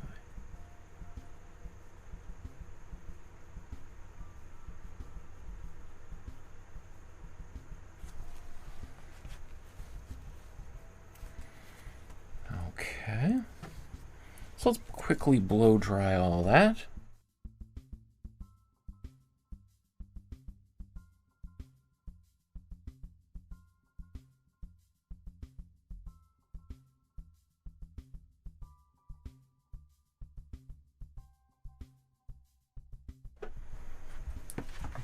Okay, and then I'm just going to go back over any parts of this eyes and mouth.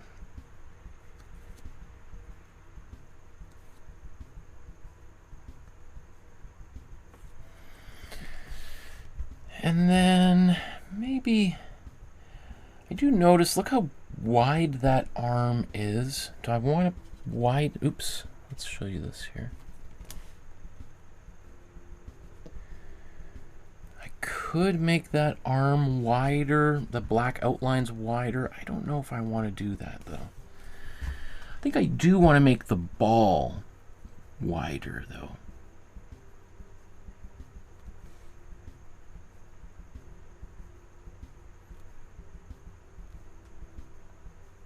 Or the outline around the ball.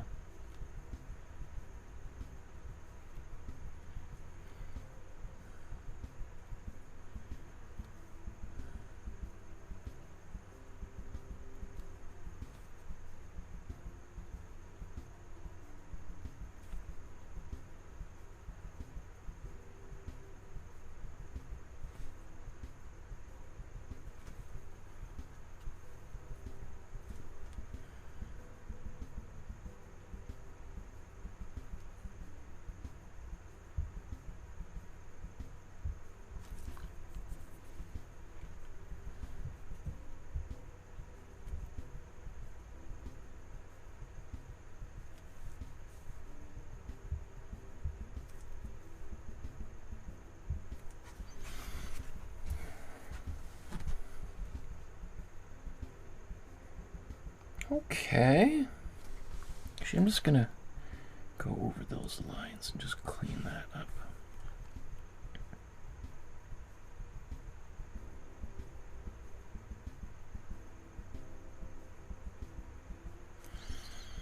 rid of some of that texture. Acrylic paint will self-level. The texture will go down a little bit as the paint dries, so it's not super problematic, but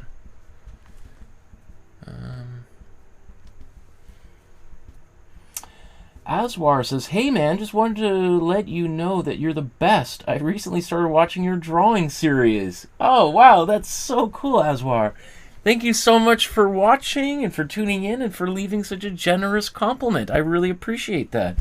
Very sweet. It's for people like you that I've been making these things, and I'm glad you did that. If I would love to see your drawings, upload them to our Facebook page. The link is down there below, and next week I'll be going over everything that's on the Facebook page and celebrating people's artwork and showing people maybe how to improve. So if that's something you want to participate in, it's totally free. So it's an option if you like. But thanks for watching. Okay. Yeah,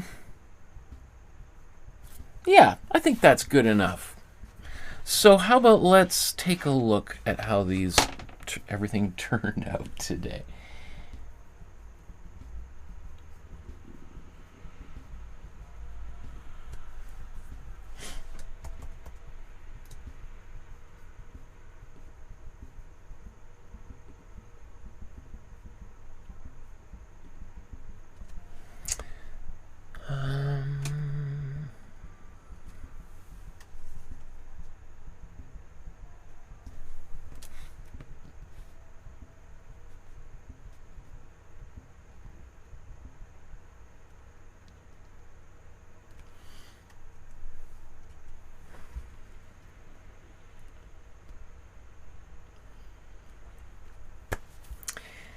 Well, we've made it to the end of the episode, so let's take a look at how our painting turned out compared to the original by Pablo Picasso.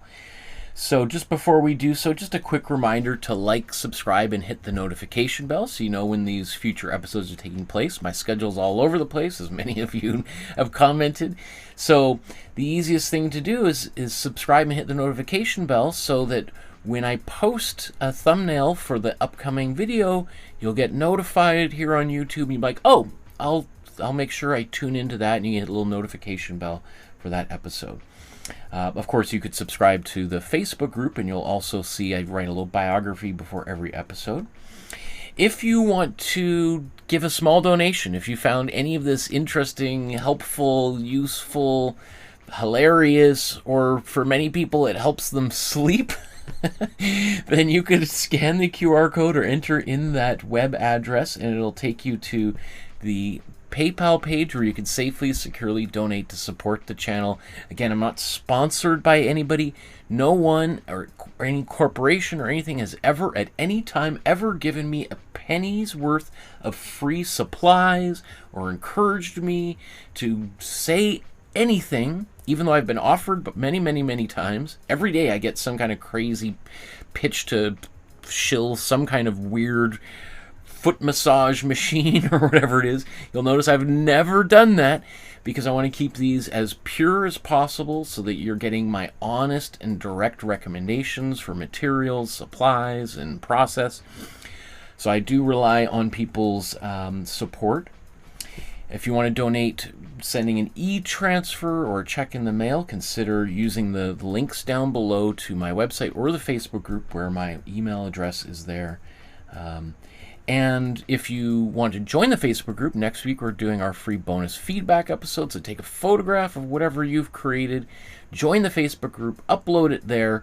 There's thousands of people from around the world. I guarantee you that there's people who are just beginning, just like yourself, or maybe who are well down that pathway on their creative journey and are part of the group as well. And you'll see people who joined me 5 years ago, and you can see the progression that they've made over those years. It's incredible. So that's what our Facebook group looks like. Hey, Deborah's in the chat, speaking of someone who's been with me for a long time. Hi, Deborah. So there's our Facebook group. Next week's our bonus feedback episode. So let's take a look at today's painting. There's the original, and side by side there's my version. So you can see there's obviously some glaring differences, and that's to be expected.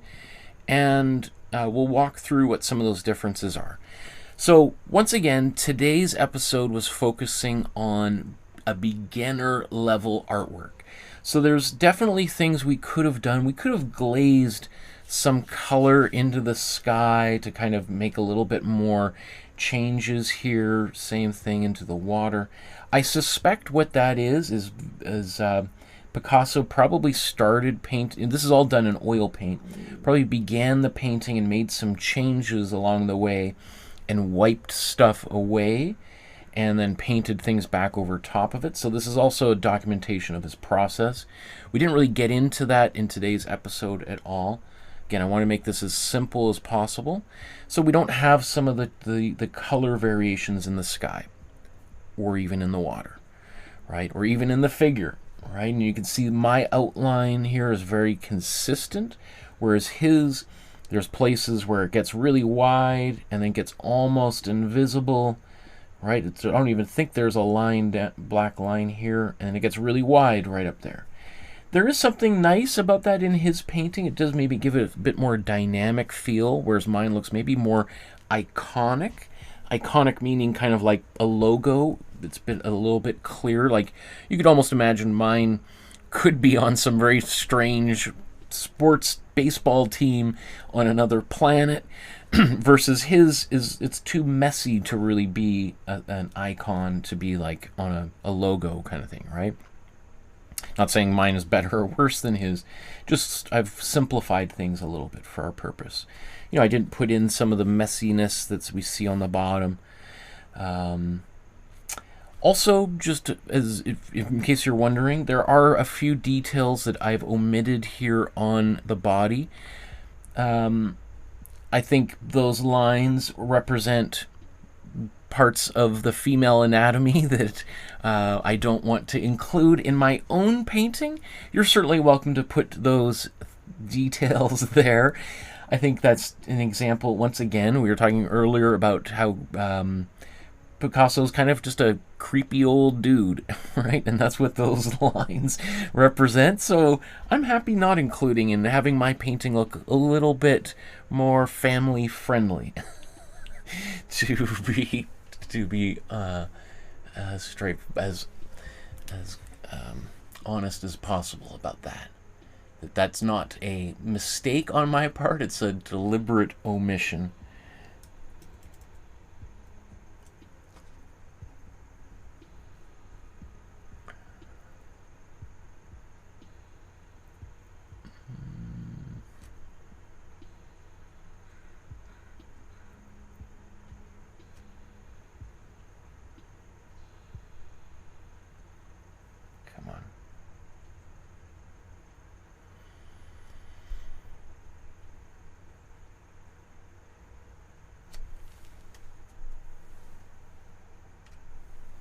Trying to get them exactly the same. Okay, so where should we go? Let's go to the far right maybe this time.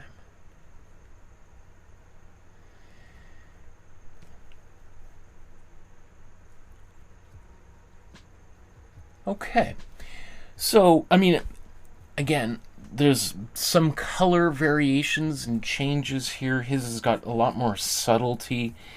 We might even see a bit more transparency between his colors and the Imprimatura that was below, which I think was a bit more orangey, whereas mine obviously was my typical warm yellow.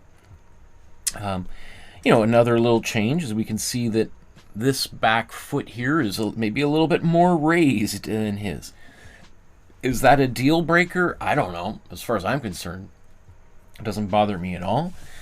We can also see this lines that he painted on along the legs look very different. I assume what happened is he might have painted these outlines and then went back and changed some things and erased them, and as he painted that sky back over top or wiped it away with turpentine or something, that those lines got erased. And in true Picasso fashion, rather than, quote, like fixing it, he just left it as it is, as sort of evidence of process.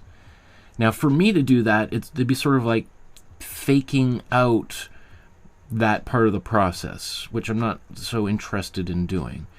I'd rather just kind of paint it the way that I want to paint it in as finished state as possible.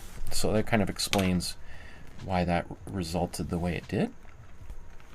Let's just look at this other leg here. Maybe we'll dive down a bit. Actually, no, let's stay up here.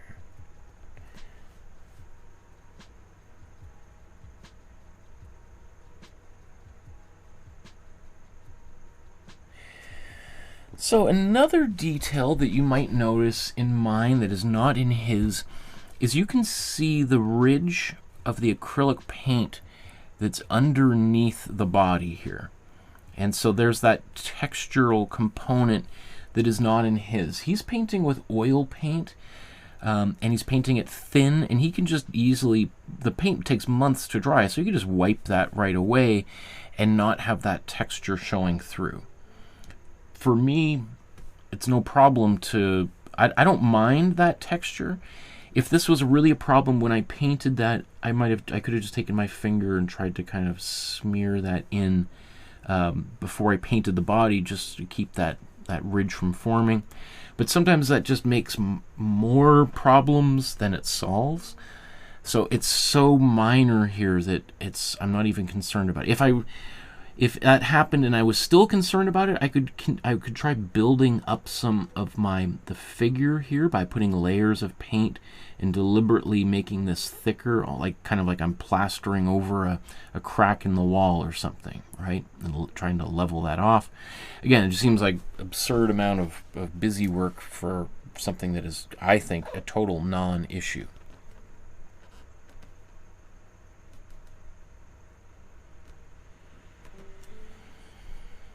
Okay. So similarly, we have down here kind of some messy, I'm not sure what's going on here. These almost look like, well, maybe, I wouldn't say fingerprints, but maybe the edge of a brush or a palette knife or some kind of smudge. Picasso's quite well known for leaving these messy, sloppy marks. And I think he deliberately did stuff like that in order to, it's sort of like evidence of process, right? Of the mind at work, of solving problems. And I think to a certain extent it's like a,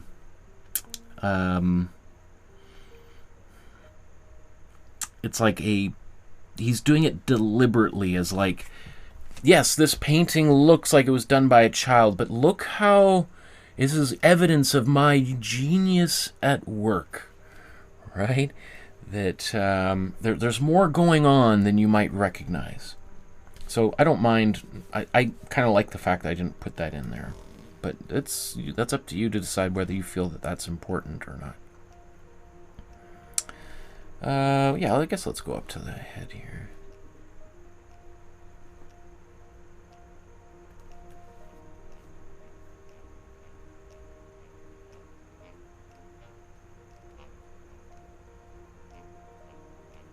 Okay. So, what can I say about this? Let's actually move that up a bit. A stickler for all these little things I love. So again, his looks much messier and wilder, more expressive than mine, right? You see kind of these, the color coming out of the shapes, whereas mine is more contained and kind of has a bit more structure to it, a little bit more graphic, as we might call it.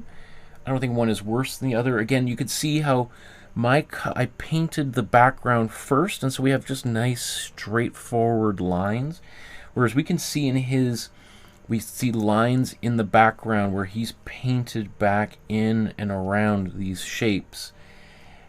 Yeah, different approach. Totally different approach. So, we also, maybe, let's look at the head now.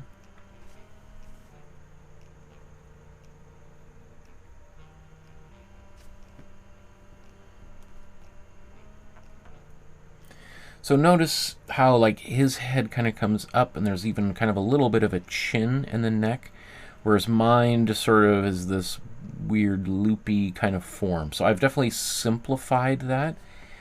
I could have, you know, I didn't even really notice until I'd already painted my black outlines, and at that point I'm like, I don't care about it. It's not a big deal for me personally.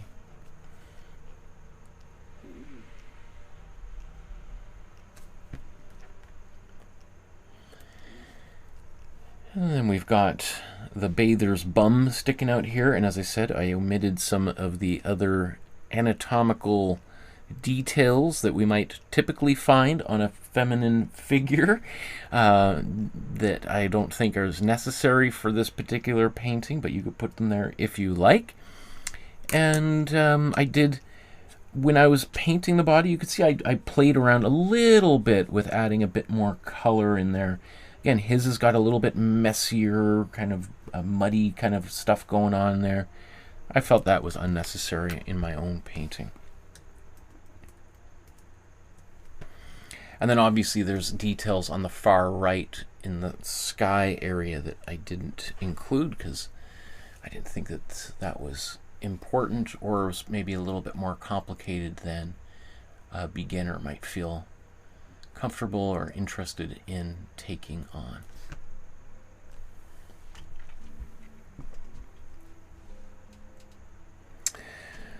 Okay, well, thank you everyone for painting along with me today, for keeping me company. As I always say, just keep in mind that every time you look at art, you make art, you talk about art, you are making the world a better place. It might not seem like that because it seems like such a simple gesture, but the more you're being productive, the more creative you're being, you're helping to counterbalance all the negative energy in our world, right? All the people that find destructive, negative ways of expressing themselves.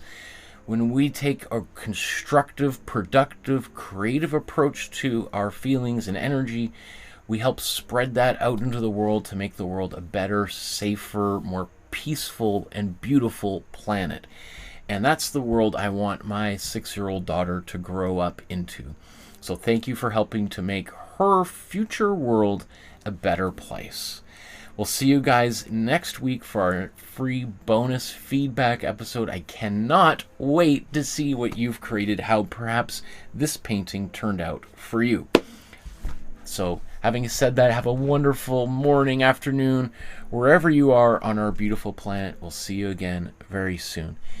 Take care, everybody.